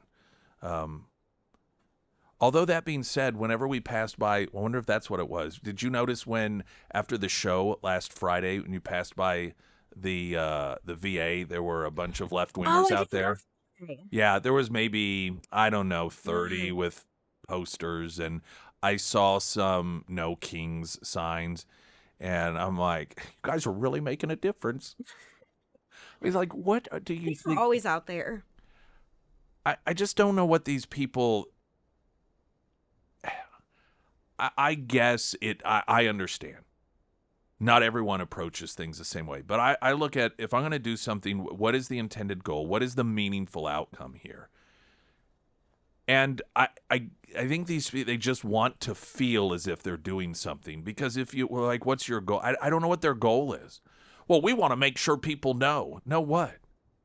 Do you think that you are going to scream some slogan that somebody's like, oh, gosh, I've never heard that perspective before. I guess now I've changed my mind. Well, I've never heard anyone call Trump Hitler. Oh, I didn't know that. I had no clue. Wait, whoa, no kings? Wait a minute. I wasn't aware of this king thing. Well, thank goodness I'm now well informed. I mean, what do you think you are doing? Well, we're having our voices heard. Okay, for what? Just so people know. Okay, that's what you're using your time? Because you want a bunch of people driving by you in traffic, knowing that you hate Donald Trump. What a brilliant and meaningful use of your time. Think of all of the man hours that get wasted instead of doing something meaningful. Why don't you all get together and, volunteer somewhere? Help out people that you claim that you support. Read to people in a nursing home. Collect canned goods for a local food distribution center. There are so many of these organizations around here that take volunteers. Hey, I know this because and I know you do too. Many of you have done this before, sometimes with your church, sometimes with your company, sometimes with a civic organization. You will, reach out to one of the different organizations here in the area that works with individuals of, whatever, if they're less financially fortunate or less physically fortunate, and they're like, yeah, we can definitely use your help this weekend. Why don't you do something like that? That actually does something, instead of doing the bare minimum. I guess it's probably a step above the bare minimum. The bare minimum is posting something virtuous on social media. I suppose actually going to the trouble of making a sign and standing and yelling at traffic, that is one step above bare minimum. But what have you accomplished? What matrix do you, what sort of gauging do you use? Like, okay, now we've held 4 of these and our goal is this, and we fulfilled 50% of the goal for the purpose of this. Or are you just like, yeah, let's just show up? It's just such a bizarre thing to me. To each his own. I mean, freedom to assemble. And some people get around and sit around and, just do nothing. So I guess it's a social thing. Knock yourselves out. continue to make no meaningful change whatsoever. Yesterday we talked about the pushback from mostly MAGA world regarding this Epstein stuff. And that in and of itself is just a very, very instructive snapshot of the difference between people on the left and people on the right. People on the left, whomever their leader is, on any given day, they'll switch a position and everyone falls right in line. How long did the left agree to be compliant in their belief that Joe Biden was cognitively fine, when the rest of us clearly like, no, there's something severely wrong with this guy. Nope, Karine Jean-Pierre says those are deep fakes. The use of the auto pin, the Hunter Biden stuff, all of these different things. Whatever the White House says, 100% fully support. Then you look at Trump world, in which the expectation has been, because of Trump and because of Pam Bondi and others, that there was going to be people held accountable for their involvement in raping underage girls on Epstein Island. And then an announcement from the FBI that essentially presented it as, oh no, this is all done and over with, nothing to see here. And you don't have Trump world saying, oh, okay, whatever you say goes. No. They're like, nope, that doesn't fly. Nope. That's not what we were told was going to happen here. This is not a meeting of expectations. This is the part of the story that is really getting missed, and it is the cultural and intellectual difference between Trump supporters and people on the left who are just total, complete, compliant, behave as if they are in a cult, never ever question or push back, even when their nominee has his election overthrown and they're told, hey, this Kamala chick is the new person you're going to support. And they're like, okay, overturn our elections, sure. Versus the Trump supporter that says, oh, no, yeah, we love Trump, great for the country. But this one's not going to fly. We need to talk about this some. That part of this entire story, I think, is really getting missed. Now, yesterday, during a conversation with members of the media, in which a number of very important things were being talked about, Texas flooding being one of them, and then the Epstein question came up. And I'm going to play the audio from Trump and Pam Bondi, and what it seems to me is I do understand that time and place and answering questions about the flooding and is this really the best time to talk about this. But listen, the FBI did just release this memo.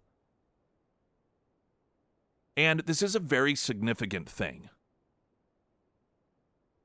And it appears as if the Trump administration is miscalculating how significant of an issue this is to a lot of Americans, specifically to his supporters.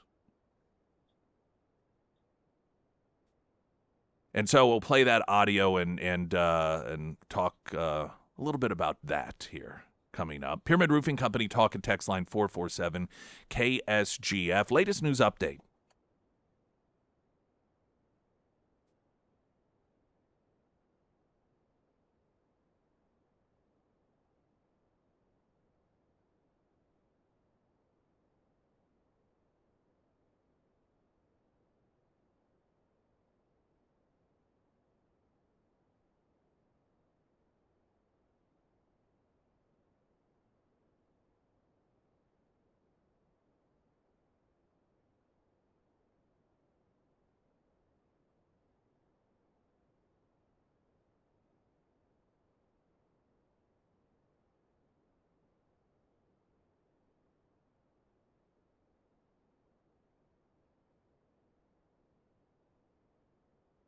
And the first alert forecast from Ozarks First meteorologist Tom Schmidt, sponsored by St. Clair the Ozarks Home Improvements. Today it'll be mostly cloudy through mid-morning and then clear skies with a high near 90. Tonight mostly clear with a low around 68. For your Thursday, sunny and hot with a high near 92. And looking ahead to Friday, sunny and hot with a high near 93.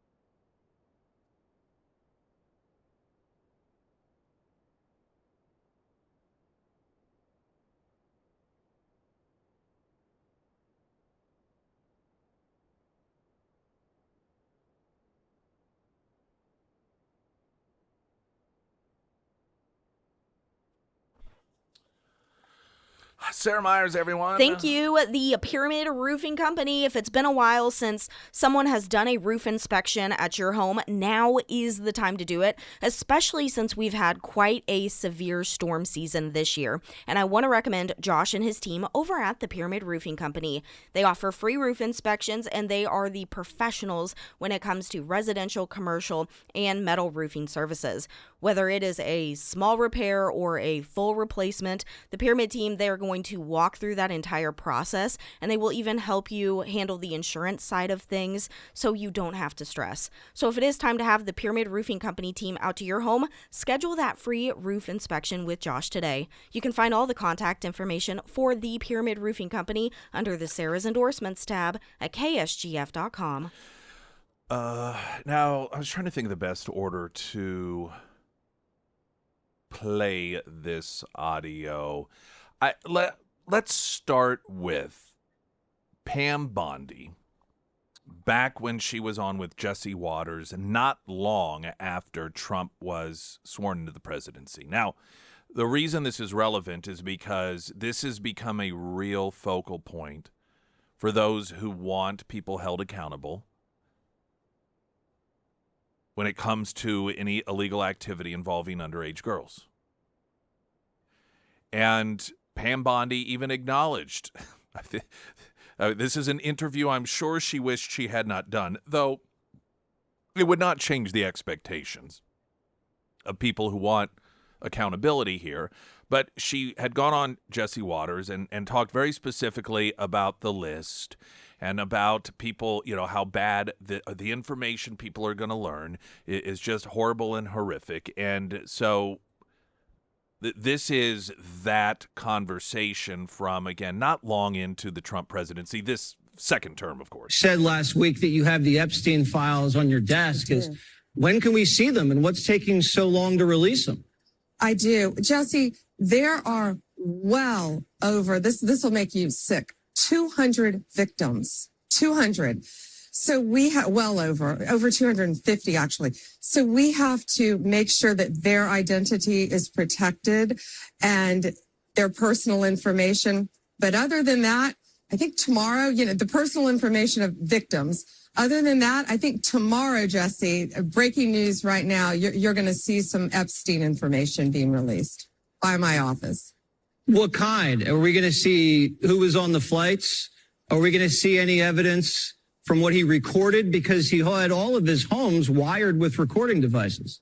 Yeah. What you're going to see, hopefully tomorrow, is a lot of flight logs, a lot of names, a lot of information. But it's pretty sick what that man did.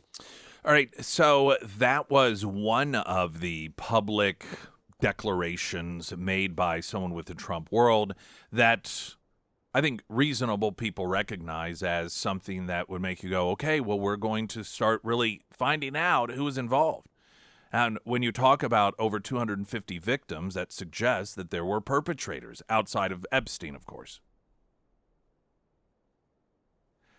This issue came up yesterday, and Trump was clearly not happy with the question. And I do understand that during this press conference, there are a number of other things of real great importance, particularly the flood and the tragedy of these people that have lost their lives. But at the same time, this is also very significant, and this is a memo that was released. And so I don't think it is out of line during an open, hey, I'm calling on reporters asking questions, for someone to ask a question about the Epstein list. And that's what was done, and you'll hear Trump's response, and then he hands it off to Pam Bondi. Sure. Your memo and release yesterday, Jeffrey Epstein, it left some lingering mysteries. One of the biggest ones is whether he ever worked for a American or foreign intelligence agency. The former Labor Secretary, who was Miami U.S. Attorney Alex Acosta, he allegedly said that he did work for an intelligence agency. So could you resolve whether or not he did? And also, could you say why there was a minute missing from the jailhouse tape on the night of his death? Are you still talking about Jeffrey Epstein? This guy's been talked about for years. You're asking, we have Texas, we have this, we have all of the things. And are people still talking about this guy, this creep? That is unbelievable. Do you want to waste the time, and do you feel like answering? I don't mind answering. I mean, I can't believe you're asking a question on Epstein at a time like this, where we're having some of the greatest success and also tragedy with what happened in Texas. It just seems like a desecration, but you go ahead. Sure. First, to back up on that, in February, I did an interview on Fox, and it's been getting a lot of attention because I said I was asked a question about the client list, and my response was it's sitting on my desk to be reviewed, meaning the file along with the JFK, MLK files as well. That's what I meant by that. Also, to the tens of thousands of video, they turned out to be child porn downloaded by that disgusting Jeffrey Epstein. Child porn is what they were. Never going to be released, never going to see the light of day. To him being an agent, I have no knowledge about that. We can get back to you on that. And the minute missing from the video, we released the video showing definitively the video was not conclusive, but the evidence prior to it was showing he committed suicide. And what was on that, there was a minute that was off the counter. And what we learned from Bureau of Prisons was every night, they redo that video. It's old, from like 1999. So every night the video is reset, and every night should have the same minute missing. So we're looking for that video to release that as well, showing that a minute is missing every night. And that's it on Epstein. All right, so there's a number of different components to this. And we'll get to the Trump portion of it on the latter end of this discussion. Now, regarding her assertion, and I believe this is true, she says, well, all the videos, it's child porn. Now, one can easily see that in two separate ways. One is, oh, this guy is a pervert, pedophile, and so he downloaded a bunch of child porn. But there's another way to look at this, and it's a way that I tend to believe, at least to some degree, may be rooted in reality. These are underage girls. Legally, they were children. So if we're talking about tens of thousands of hours, or however much she said, of child porn or files, that could be files of the people who were paying to have sex with these underage girls doing just that. So while some people may hear what they believe in their minds to be, downloading stuff off the internet, all this child porn, this could be the creation of the child porn, which means that you would have video of these people. And that's what has long been said. That's what, in fact, she referenced, or she was asked about by Jesse Waters a couple of months ago, that, it said that there's videos, that there were cameras set up, that, whether it was blackmail purposes or whatever the reason being, and that a number of these people, or all of these people who were paying to rape these underage girls, were being filmed. Well, that would qualify as child pornography. So is that what she's that's what I would like to know. When she says that these are files that are and they'll never be released, which she almost says it indignantly, as if, how dare that even be suggested or asked? No one is suggesting or asking that child pornography be released. But when she is talking about child pornography, is she talking about videos that were shot of the victims with individuals that were the perpetrators? That is a very significant difference. We're going to take a break and a couple other aspects. One, the video explanation. This is the infamous, as infamous as something can be within a 48-hour period, 1 minute missing from the videotape, and then some of Trump's remarks on this coming up. Pyramid Roofing Company talk and text line 447 KSGF. I'm Nick Reed.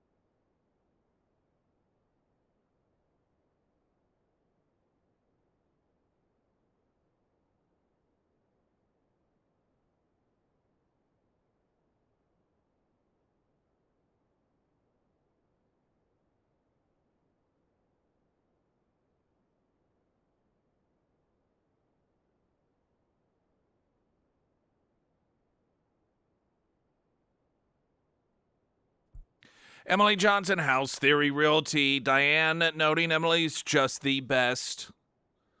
We worked with her to sell our home, buy a new home. Emily helped make it such an easy process in both cases.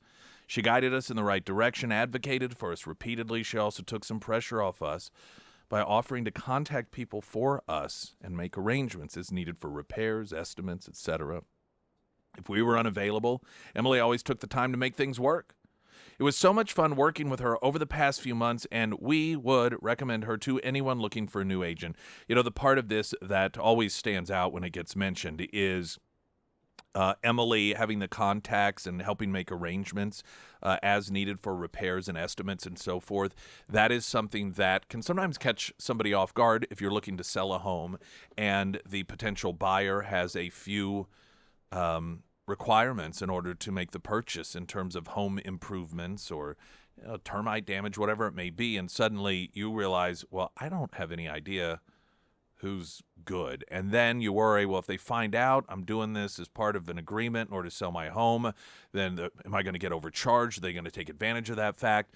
Emily Johnson has these contacts. This is what she does all the time. And so to have her there to not only provide you that information, but when necessary, or make the arrangements for you, that is just another reason that you level up majorly when it comes to buying or selling your home with Emily Johnson, House Theory Realty.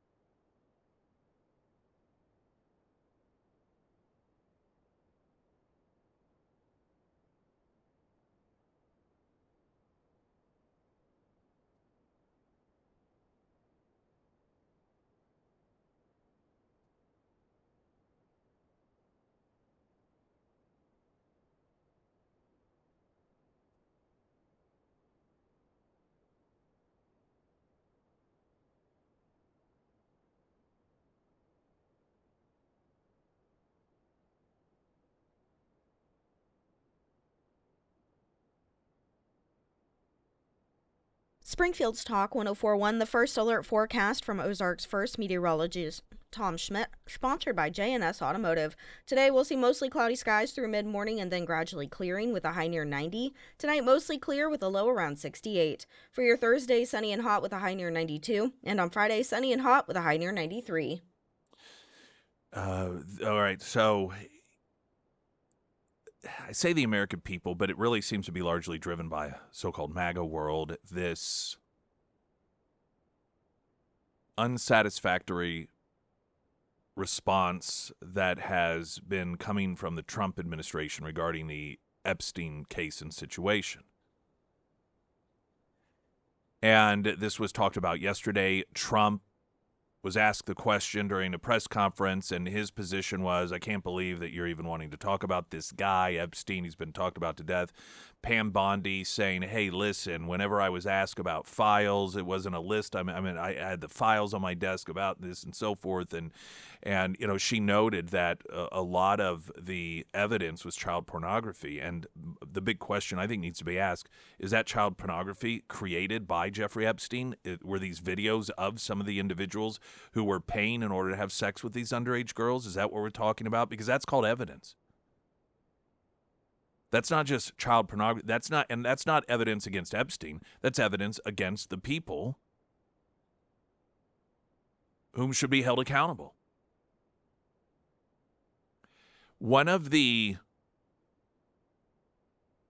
areas that drew a lot of attention was the missing minute. And so this was, you know, they released, this is such a dumb, unforced error, if true, and I tend to believe it probably is.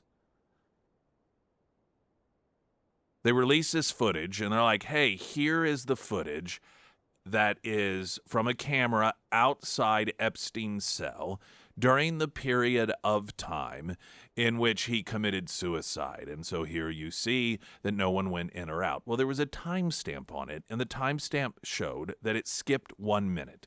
It skipped from 11:58:59 over 11:59 seconds.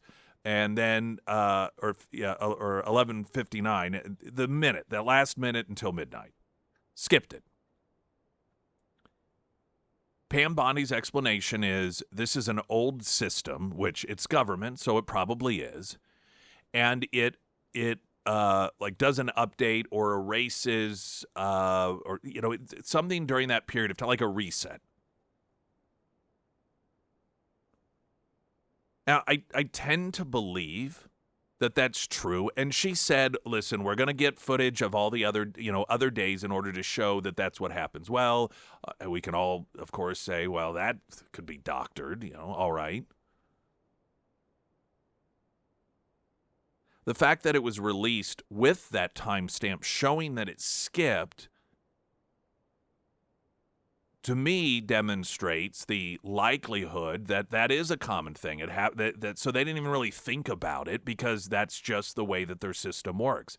Now, they should have thought about it, and they should have proactively said ahead of time, listen, there's going to be a minute missing, and it's because of the system, and so that's why that's there. This is just a common, but instead it looks like they're trying to scramble in order to explain it.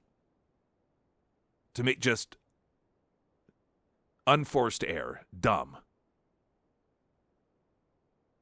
That being said, if that is, as I tend to believe, the actual real reason for it, then one can easily argue anyone familiar with that prison that has the ability and access to walk into his cell is going to know that there is a 60-second period that he or she is able to get in there and get out without there being any video record of it. That doesn't mean that that is what happened. But it certainly leaves the window open for that, that specific type of scenario.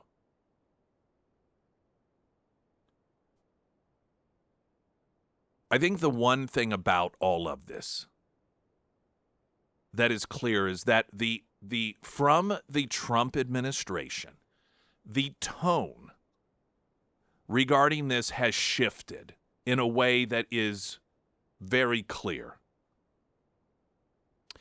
The tone regarding the Epstein files coming out of Trump world once upon a time was that of a very aggressive nature, a nature of which, and this is on them, you won't believe what you're going to see. There are going to be revelations here that you cannot believe. We're going to do this. This is important. The tone was set by, Trump world, be it Trump himself, be it Pam Bondi, be it anyone in that orbit that was talking about this. Well, that tone has shifted. And with the FBI memo coming out and essentially saying, the Epstein, whether he killed himself or not, to me, that's a totally separate issue. But what is more important, I think more aggravating for people, is this seemingly new position of, oh, well, there's nothing left to do here. There are not going to be any specific cases that are investigated. It just, the whole tone of it appeared as if pretty much everything is done with this now, and it's time for us to move on. Well, that shift in narrative is a pretty dramatic one that you can't then just expect people to go, oh, okay. No. And for very important reasons. We're going to take a quick break here, and then I want to explain, because this isn't, I talked about this in the opening of the program, this is not about Epstein. This is not about Epstein.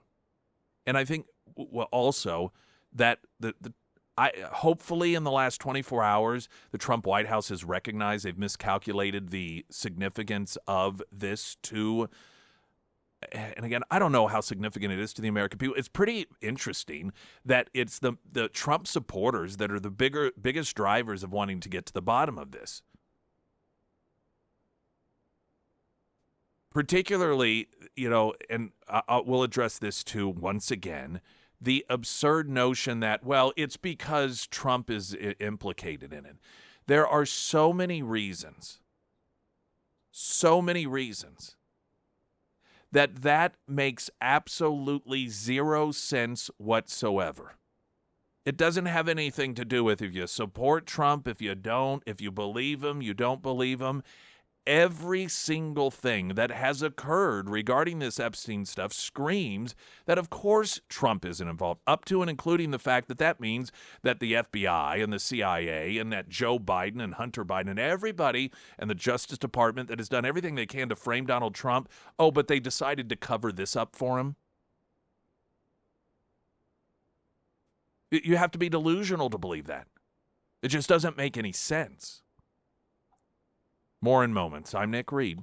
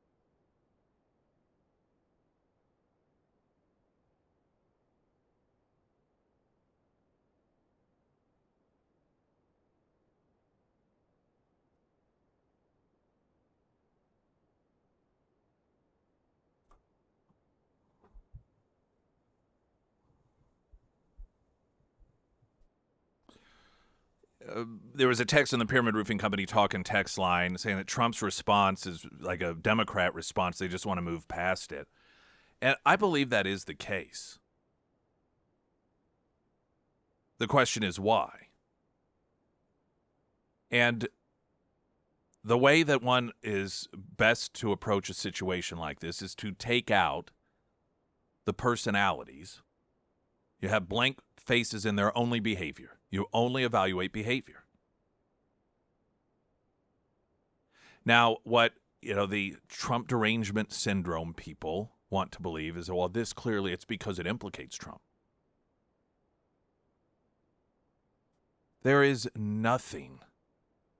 Everything that has been done, not just with Trump, but the FBI, the Biden administration, his political opposition, is in complete defiance of that. It is probably the single most irrational belief and approach. Part of what many people believe is that the reason that Epstein did this was to have dirt on people to control them. Well before Epstein became known as the guy that he's known as, he was kicked out of Mar-a-Lago. His membership was severed by Donald Trump. He was told never come back here again. In humiliating fashion. Because Trump got word that Epstein was acting inappropriate towards a female staffer. One that I believe was around the age of the girls that he had shipped to the island. And so Trump's like, you're out of here. Humiliated him. Now, why would Epstein not take the opportunity to blackmail him? We're supposed to believe that Epstein had all this dirt on him, yet he allowed himself to be completely humiliated by Donald Trump by being excommunicated from Mar-a-Lago, where he loved to hobnob. He's like, oh gosh, I have all this stuff, but golly gee, what am I going to do? We're supposed to believe that Donald Trump is implicated in this, yet he decided to keep drawing attention to it. That's usually not how that works. One of the only reason that this administration currently is getting pushback from its biggest supporters is because of the expectations set by this administration.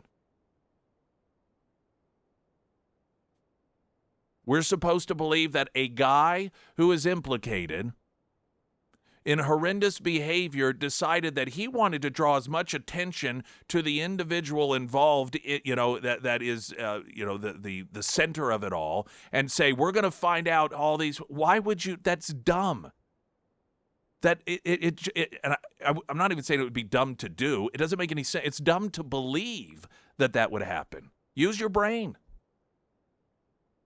Again, that's not in defense of Trump. That's anyone in that position. No one would do that. If you're guilty of something, you usually don't want to bring it up and talk about it.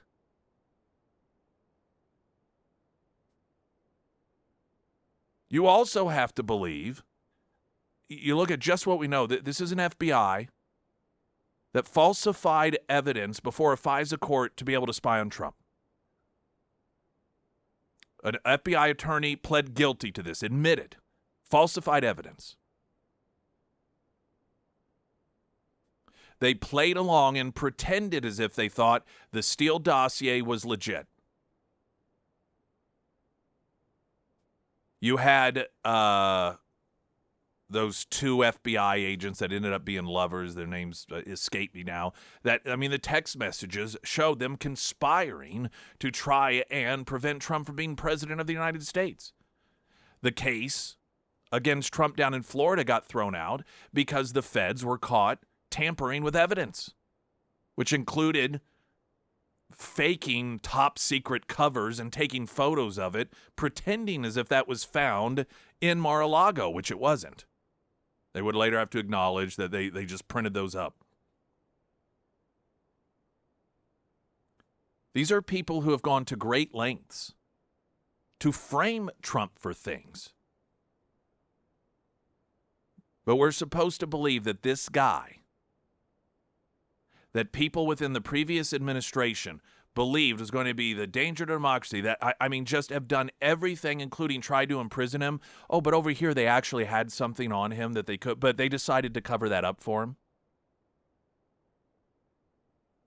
That is the one question that people who want to believe that Trump is implicated cannot answer it. Why would Biden cover up for Donald Trump? Why would Joe Biden? Why would Merrick Garland? Why would Comey? Why would Brennan? Why would Clapper? Why would all of these people in the we must save this country from Donald Trump world, who had spread lies and rumors that were so absurd they defy any sort of reasonable expectations, but they have this one thing that could really truly sink him, but they're like, oh, no, we don't. Well, let's not talk about it. They can never answer that. And they can't because there is no answer, because it proves that there is nothing there. The fact that they can't answer that demonstrates that they even they know that. Oh, by the way, that doesn't mean that in the whole world and litany of things that evidence gathered that there isn't, Trump was in this testimony or that testimony. In fact, I believe one of the civil suits, there were questions were asked about Trump, and one of the victims was like, no, I never saw him. He wasn't involved in this.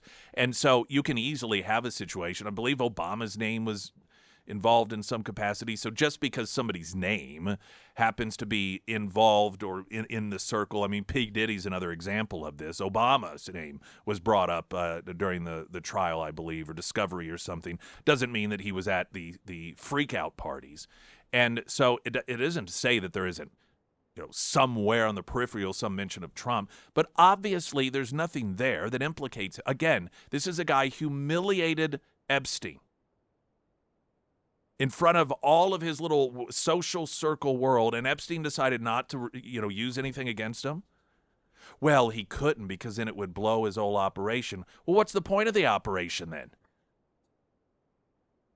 If when it comes down to it, well, I can't actually use this against anyone because then I won't be able to use it against anyone. Nothing about it makes any sense. And the fact that we even have to, which I suppose we don't have to, but there's a need to go through this step by step and explain all of the reasons that no thinking person could believe. It is a sad demonstration of how just people do not have, and I think it is a mental disability. I think for some people it's not a choice. They really truly don't have the ability to recognize that stuff. Quick break, more in a moment. I'm Nick Reed.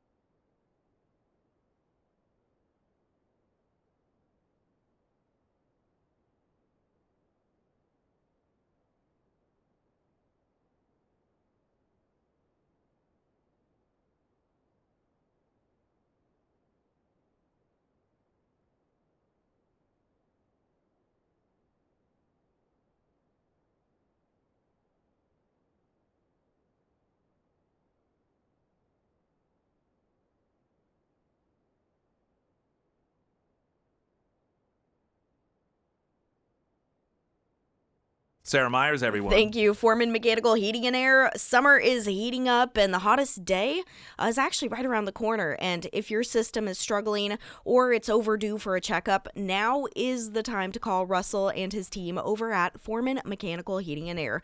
They handle everything from routine AC tune-ups to repairs, full system upgrades for both homes and businesses. If your unit is outdated, they can help you upgrade to something more efficient, saving you money on energy bills down the road. With reliable service, honest advice, and decades of experience, the Foreman team is definitely who you want on your side this summer. So make sure to get ahead of those AC repairs and schedule your appointment with Russell and his team today. You can find all their contact information under the Sarah's Endorsements tab at ksgf.com. One of the other grasping at straws that the anti-Trump people have on this is the reason that they aren't releasing like all of these files, and this is again in defiance of realities, well, because Trump's in there, and so they'd have to release that too. No, they wouldn't. Are you dumb? So the idea is that All of these people are corrupt. And so they are deciding to 86 this whole thing because there's some file on Donald Trump. But there's such honest people, if they revealed information, they're like, well, I guess we have to also reveal Trump's file. That's not how corruption works. Just think. Use your brain.